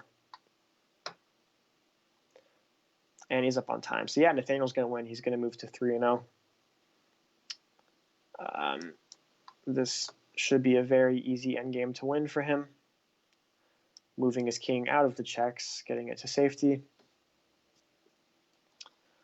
He'll advance his pawn here. He could have played c6 and not traded, but okay. 2 pawns is still good enough for the full point. Or should be anyways. He's just going to advance this d pawn. It's important to note white's king is cut off too. If white had a chance to move his king over in front of those pawns, he might have drawing chances, but since it's cut off along the e-file, he can't ever move over to the other side of the board. So the king and 2 pawns are very strong here. They will definitely outwork the rook. The rook alone can't defend. It needs the king's help, but the king is stranded. So I would expect d2 here. He plays a check. And rook f6. That's interesting technique. Still should be winning. Okay, d2 here. Just move the pawn forward with check. That's game over. Yep, and then if the king moves in front of it, you just play rook f1 check, and then queen the pawn next move. All right, so I win for Nathaniel there. Or will be. So Ashish won. Nathaniel did just win. Isaiah won. So another 3.5 to half round. Brings us to 9.5, 2.5, I think. I think that's right. Let's see. Yeah. 9.5, 2.5. Well, I decided to switch to water so I can go to sleep tonight. Yeah, that's probably a good idea.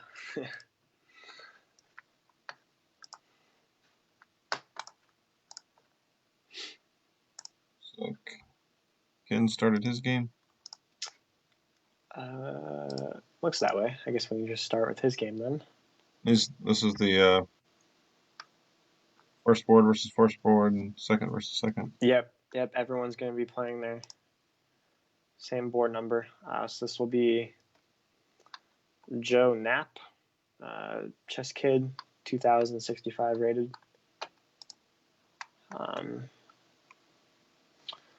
Okay, I think I like Kenneth's position so far.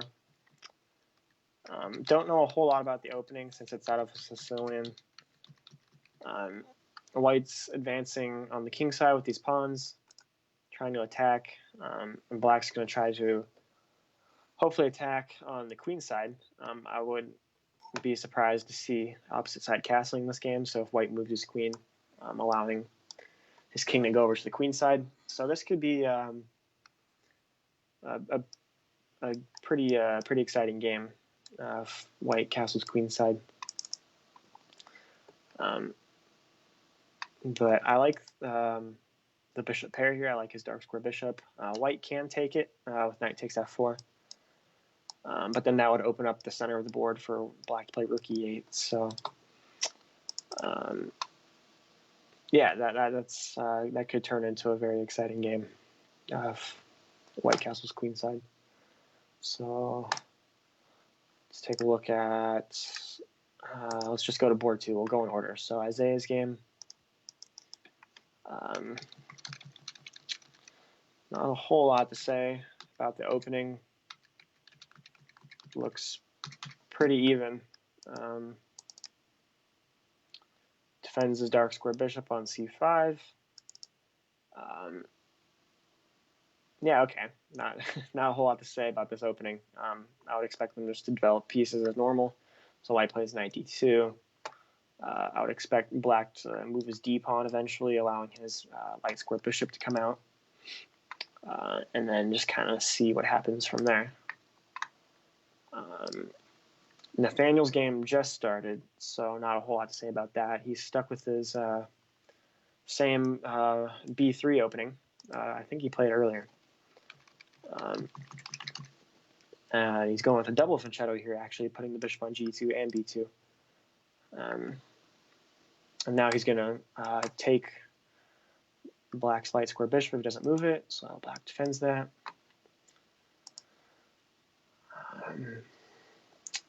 Ashish's game on move 16 already, because he plays like it's a bullet game. Always moving quick. I like his position, actually.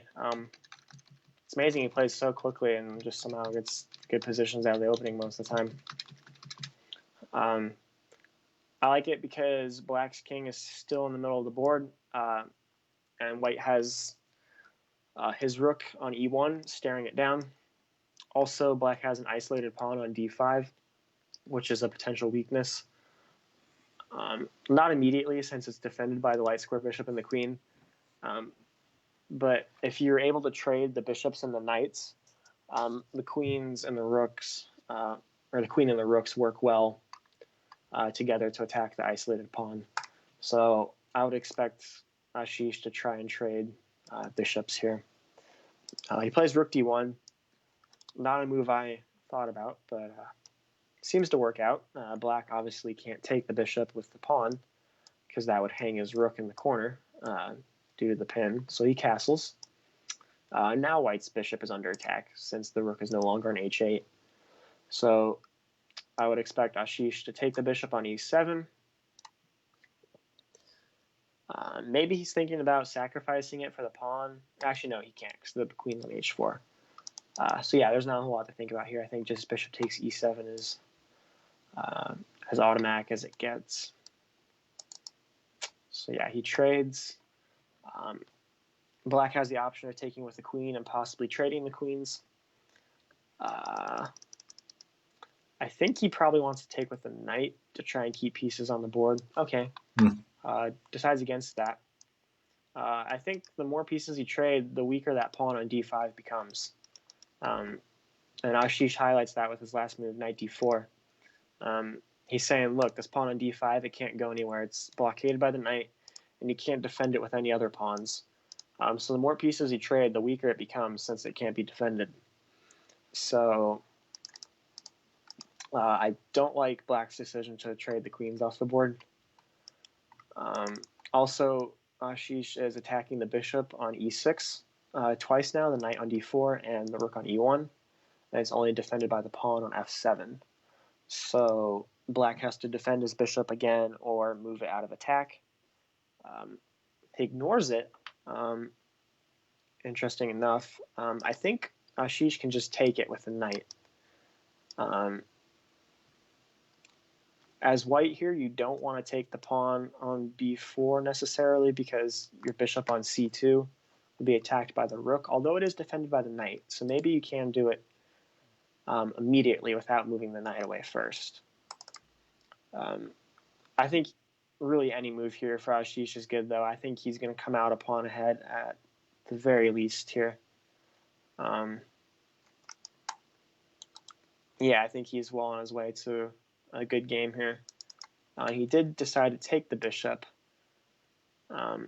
Although now your bishop on c2 is undefended, so you can't take that pawn on b4 because the rook would take your bishop then. So you have to be careful about that. But he does win the pawn on e6 and attacks the knight on e7. So black defends with king f7.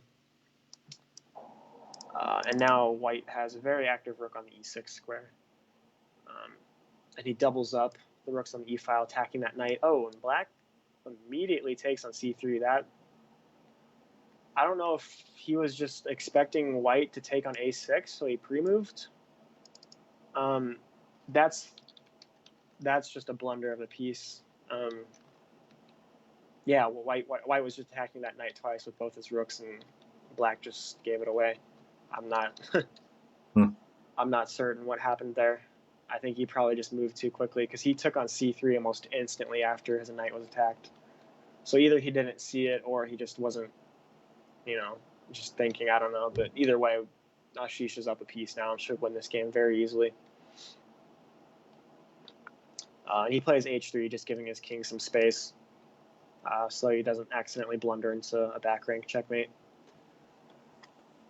He'll probably just trade the rooks here. He'll play rook e8 or rook d7, getting behind the pawn. So yeah, that game should be over soon. So we'll go take a look at another game now. Kenneth's game on board 1 looks pretty even. It's in an endgame now. He has the 3-2 majority on the king side, which I like. I like that white's pawns are separated. The pawn on h4 and the pawn on f2 are both isolated, so they're not as easy to defend as if they were together. But okay, with good play from both sides, this looks like it should be a draw. It looks pretty even. Not a whole lot going on.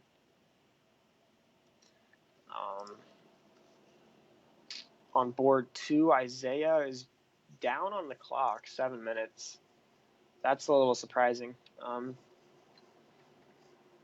He's under 5 minutes now, and his opponent has 12.5 minutes. And there hasn't been a lot of moves played, so I'm not too sure what he's been thinking about. He's only made 2 moves since we last looked at it.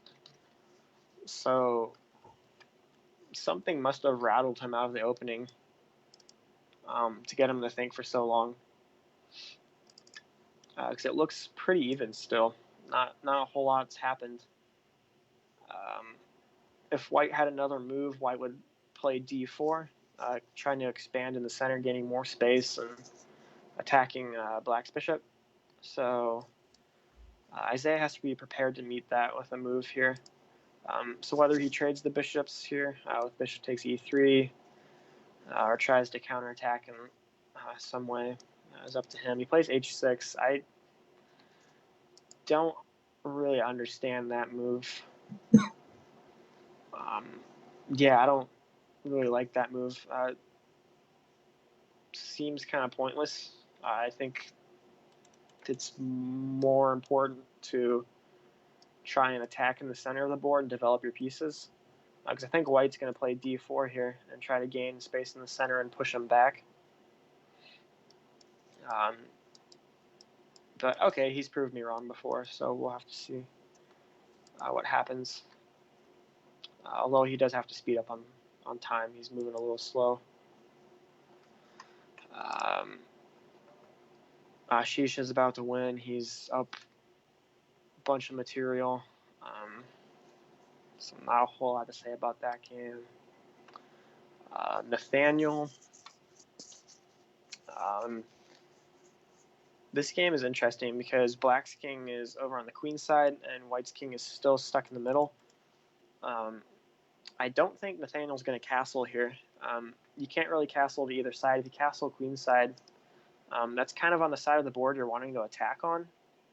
Since you've played a3 and b4, you've pushed your pawns forward, and moving over there kind of gets in the way of things. And then if you go king side, you've played h3 and g4, so your king might be a little weak over there since you've advanced those pawns forward. So I would expect him to just keep his king where it is and try to attack on the queen side since black's king is over there. His last move, e3, is trying to keep black's knight from going to the f4 square. So not a bad move by Nathaniel there. I would expect him to follow that up with possibly b5. B5 would try to chip away at the pawn on c6. Black wouldn't be able to recapture because of the pin on his king. So b5 looks like a good way to try and pry open that queen side. So maybe because of that, black just sidesteps here with king b8. It gets out of the pin along that file. And allows that rook to come over to c8 if needed to defend. So I like king b8 for his opponent here quite a bit. But this game could go either way for sure. Very, very interesting position. Ashish won his game. Looks like he actually checkmated his opponent rather than his opponent resigning. That's it's an interesting checkmate looking at it. Checkmated with the bishop. It's like a puzzle checkmate. You don't usually see. Yeah, like his black's king like walked all the way up the board, like yeah, very much like a puzzle. So he ends with 3.5 points tonight. Yeah, good performance by him. I said at the beginning of the night I was looking for a good performance out of him because being about the same rating as the board one for the opposing team, definitely helps. So good job by him. 3.5, good results. Nathaniel definitely looking to do the same. Actually do better. He's looking to go 4-0 here. So, yeah.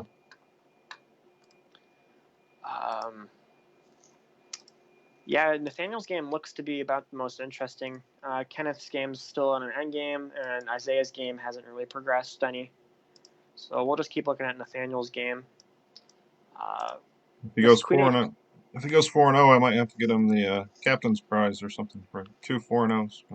Captain's prize, nice. Yeah. They should do something like that. The league should do like an MVP, like yeah. a weekly thing, like top game of the week or top performer of the week. That'd be kind of neat.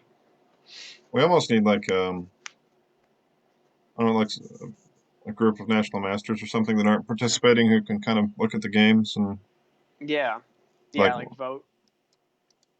Or maybe you could have you could post the games on the website and have like all the players vote. I don't know, but then I guess you'd have voting for whatever game they played. So I don't know how that would work. But everybody gets one vote. yeah, that's what would happen. Like those elections in elementary school, everybody got one vote. Yeah, can't vote for yourself now. It looks like Nathaniel's blundered a pawn. With black's queen h4 move, he was pinning the f2 pawn. So black was able to take the pawn on e3 with his knight, forking the bishop and the queen. So Nathaniel sidesteps with his queen, getting out of the attack, and also defending his bishop on g2. So I would expect his opponents to just take the bishop here.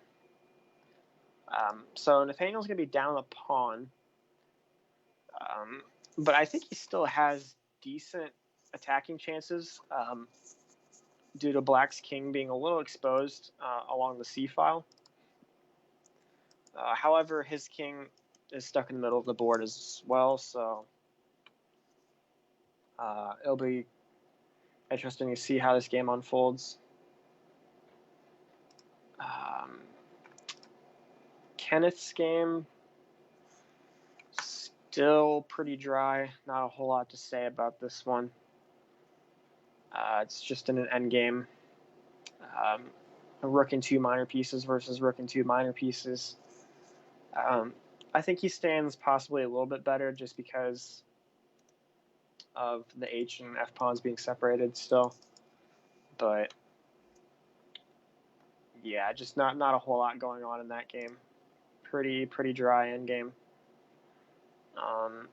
Isaiah's game, he's sped up a little bit. He's gained back a little bit of time on the clock. He's under 3 minutes, but his opponent's down to about 8 minutes. Pretty even position, even material, fairly symmetrical pawn structure.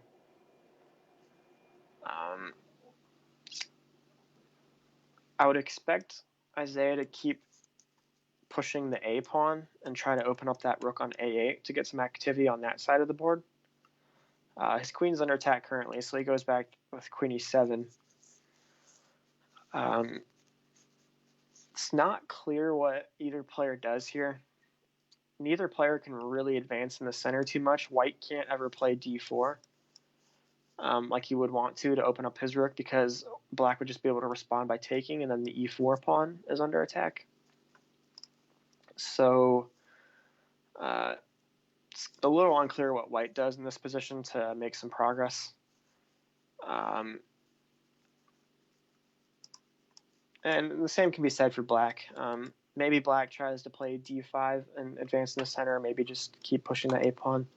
So I'd say it's a pretty even game as well. Nathaniel's game is definitely going to be the game we look at the most, since it's the most exciting. He's actually down 2 pawns now. King's still in the center of the board, but he's doing his very best to attack on the queen side. Very double-edged position. Not really sure who stands better here. I kind of like white's position, actually. He's down 2 pawns, but the black king is on an open file, so you can always play rook c1 check. But I really like this idea he's played of moving the A pawn forward. It forces black to play A6 here, because you didn't want white to play A6 himself. So you're forcing black to move those pawns on the queen side, creating weaknesses. So now those dark squares, A7 and B6, look weak. So if you could possibly play like bishop D4 and bishop B6, I know you need 2 moves to do that, but if you can get your bishop on the B6 square, it would be very nicely placed. And this queen on G2 is doing a good job of attacking along that diagonal as well. It's eyeing the B7 pawn. So,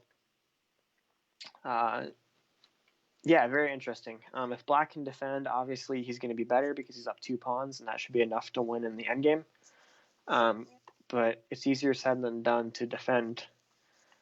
White has some very concrete ideas of bringing a rook to the C file and trying to attack. So we'll definitely have to keep an eye on this. White can win a pawn here. The bishop on B2 could take on G7. That pawn over there is hanging. That would gain a tempo against the rook, so I would assume after he takes that pawn, black would move the rook out of attack. Then white would only be down 1 pawn. Maybe he's trying to look at another way to bring his queen in, centralizing the queen. Maybe queen e4, puts the queen in the middle of the board and threatens to maybe come over to the queen side. Not too sure what he does here. He does play queen e4, centralizing the queen. I think I would have maybe just taken the pawn on g7, but queen e4 doesn't seem like it's that bad of a move, getting the queen to an active square. Keeping his options open for sure. I think black should probably run his king over into the corner here, try to play king b8, and get off that open file as quickly as he can. I don't like white's king in the middle of the board, but there's really nothing you can do about it, since you can't castle kingside, because black would just take on h3 and crash through. So it's kind of hard to get this rook on h1 into the attack. It'd be nice if you could somehow just like jump the rook on h1 all the way over to c1 without moving your king over. But unfortunately, you can't do that. Black retreats with his queen. Good defensive move, helps defend the b7 pawn. Also, it can help swing the queen over. It's like c7 if need be. Obviously, you don't want to do that now because rook c1 would win the queen. But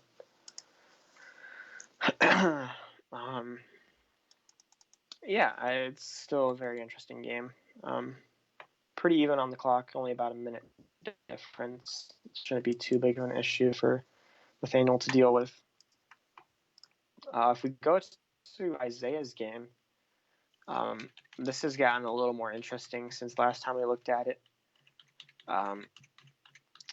Isaiah has a queen, and his opponent has 2 rooks for the queen. So usually in positions where you have 2 rooks versus the queen, it just kind of depends on what the position's like. If you can use the 2 rooks in tandem to attack, they can usually outwork the queen since they work together nicely. And I think that might be the case here. Both rooks are double on the G file, so they're working well together. If that file was closed, maybe it would be a different story since the rooks can't really work together, and black would be able to just kind of weasel his queen into the position. But I think the knight on f5 is well placed for white, and his rooks are working well together. Although black does respond with knight f4, that's a good move. Very nice square for his knight. And now that blocks off the defense of the knight on f5, so white has to retreat his knight here, since it's no longer defended by the rook. Both players getting low on time. Isaiah about 2 minutes, his opponent about 3 minutes. And maybe actually Isaiah is just winning now, because if you move the knight on f5 away, the pawn on h4 is undefended. The only defense of that pawn is the knight on f5, so maybe that's what his opponent's worried about here. He doubles on the g file, threatening checkmate. So that's why, or not checkmate, but at least the winning material, rook g8, rook g7 would be winning. So black defends that with knight e6. Very complicated game, though. This is a little tricky to calculate. White's knight is still hanging, and so is his rook now. His rook's under attack by the knight. Also, that pawn on h4 is still weak, so a lot of pieces under attack in this game for white. But again, those rooks doubled on the g file. Keep that king cornered very nicely.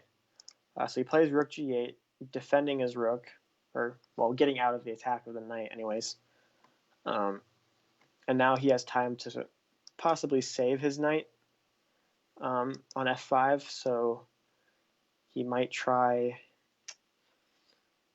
I don't know. It's tough to say. I don't like moving that away because I don't want to hang the pawn on h4, but maybe you don't have a choice. So he does move it away. Black does take the pawn on h4. White is going to sidestep, plays king g1. Very, very interesting, tricky endgame here. Good move by Isaiah there. I really like that move. Knight g5 cuts off the coordination of the rooks. They're no longer defending each other. So this rook on g8 is actually hanging right now. Although he has to save his queen. So his queen's under attack by the knight right now. So what's a good square for the queen? Maybe queen f4. Queen f4 would attack the knight, and then your rook's under attack as well. So maybe that's the best square for the queen to go to. It could also go all the way over to a4, where it would be eyeing the a1 square, possibly giving check and winning a pawn on b2. But I don't think he's too concerned about winning pawns here. Okay, he takes the rook. That's interesting. I'm not sure about that. He's just going to take the rook. So he gave back his queen for the 2 rooks and goes into an endgame where he's a pawn up. Still should be winning, but I thought he was just going to win a piece there. It still should be winning given the time. A minute 20 seconds is very tough to defend a pawn down endgame. So it should be winning for Isaiah, but I'm not sure I like giving back that queen.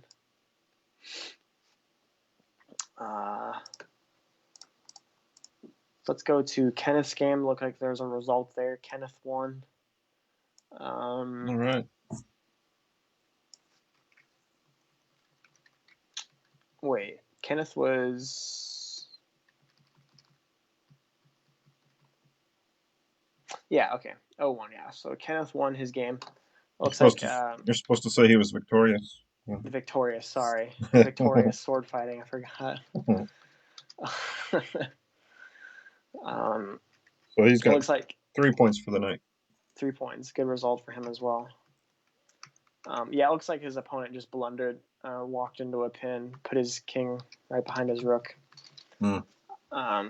So, yeah, tough break for his opponent, but we will definitely take that result.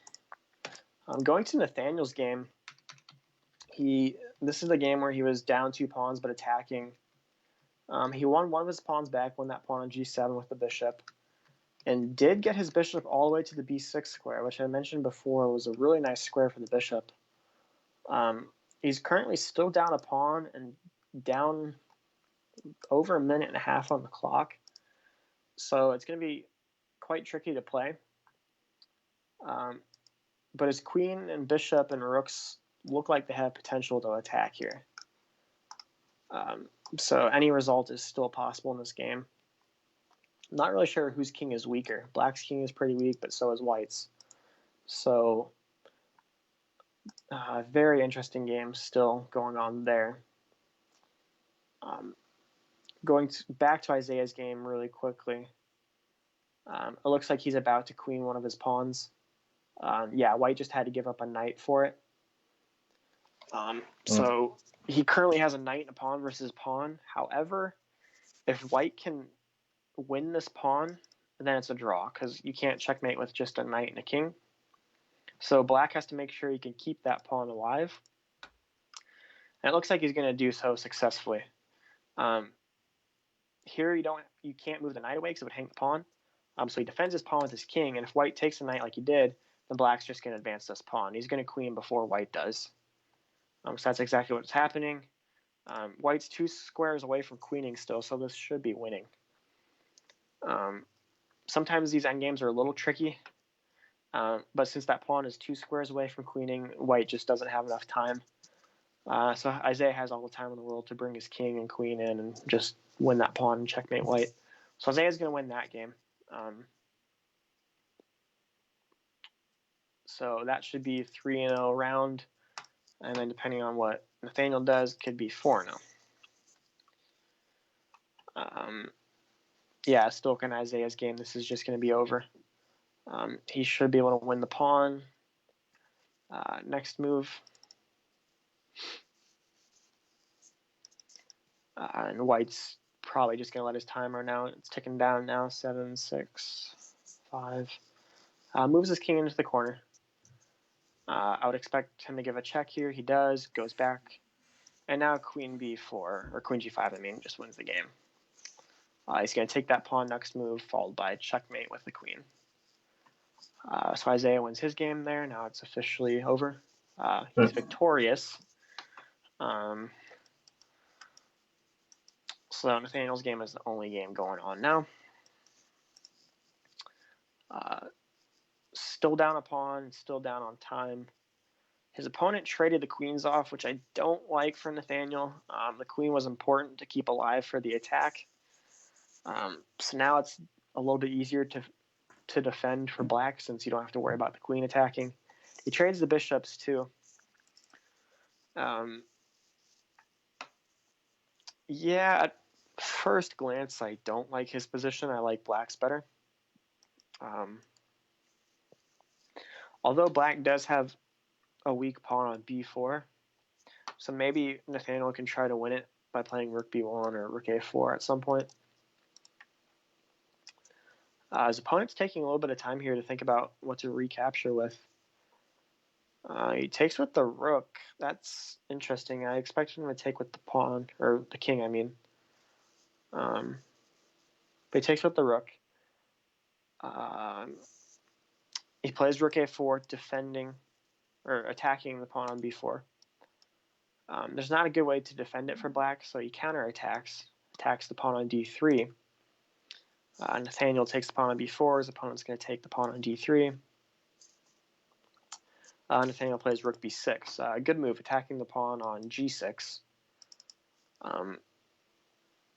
And possibly preparing to bring the other rook over to b1 to double up on the b file. Instead, he plays rook e1. Also a good move, getting on an open file. So he's still down a pawn here, but his rooks are much more active. Black's rook on g7 is stuck defending, while both of white's rooks are attacking. So he still has good chances to, at the very least, draw this game. Although he does have to defend his pawn there. He moves his rook all the way over into the corner on a1 to defend his a-pawn. Black plays g5. White trades the pawns. Black's going to take back here with check. So black is still up a pawn here. I think Nathaniel should be able to draw this game. I think rook b1 here is a good move. Rook a to b1, doubling on the b file. It has two threats. It threatens to take the pawn on b7 because you're attacking it twice, but it also threatens to take the pawn on a6 because it's pinned along the b file. Unfortunately, he doesn't play that move. Or actually, I guess it wasn't his move. So, but okay, it's just a time scramble now. 40 seconds to 9 seconds. Black attacks the a pawn twice. He does double up on the b file, so he has two threats here. So Nathaniel is going to win at least one pawn here, because he's threatening the b7 pawn and also the a6 pawn due to the pin.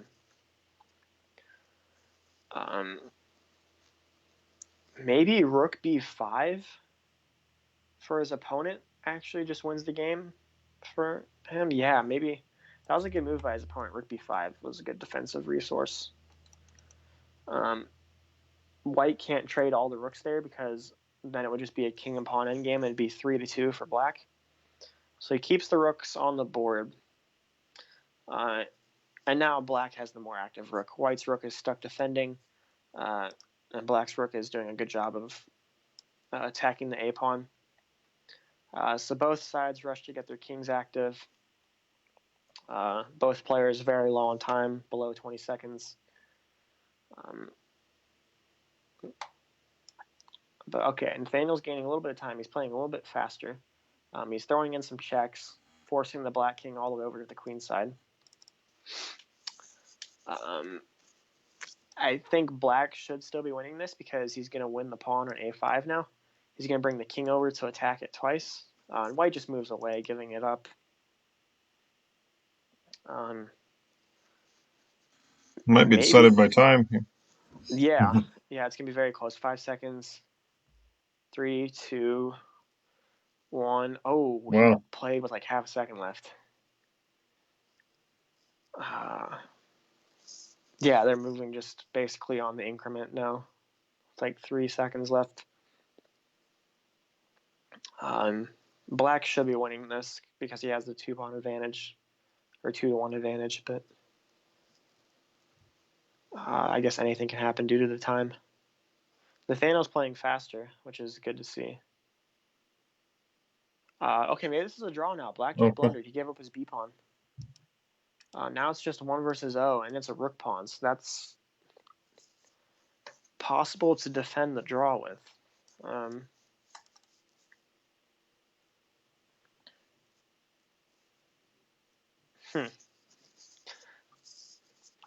Yeah, at this point, I guess we're just rooting for Nathaniel to go 4-0 since we've secured the match victory. Be good to see him do that. Jones went 3-0 or 3-1. Gadson 3-1, and Panda got 3.5. Wow. So they all got 3 or more points. That's really good. Okay, this is going to be a draw now. White's easily going to win back the pawn. And I think maybe he's just trying to win on time here by shuffling. No, okay. They just repeat, and that's a draw. So that's the match. Another 3.5 half victory that round. So I think they won 3.5 half for the last 3 rounds. Right. Very, very decisive week. Nathaniel got a draw, and then the other 3 boards won. Yes. 13-3. 13-3 is what I got. Yeah. All right. All right. Well, that will definitely go a long ways in helping with the tie breaks, and then always good to get the match victory, climb up the standings a little bit. So, on a win streak now, 2 wins in a row. Yeah, and then next week we've got Colorado, and then we finish up with Illinois. So should be an exciting finish for sure. Definitely need to win both those. Yeah. So good to see them performing well still, though. 2 very crushing victories in a row. Jared mentioned that maybe the 2 first place teams play each other. They might sort of agree on a draw. Hopefully one beats the other. That might give us a way to get in. Yeah, I guess I didn't really think about that. I guess They're not supposed to arrange things, but I guess there's ways to play into draws, Yeah, because neither one of them wants to risk losing. Yeah. Well, thank you for doing this again. Yeah, of course, always. It was a good time. Good to see them win.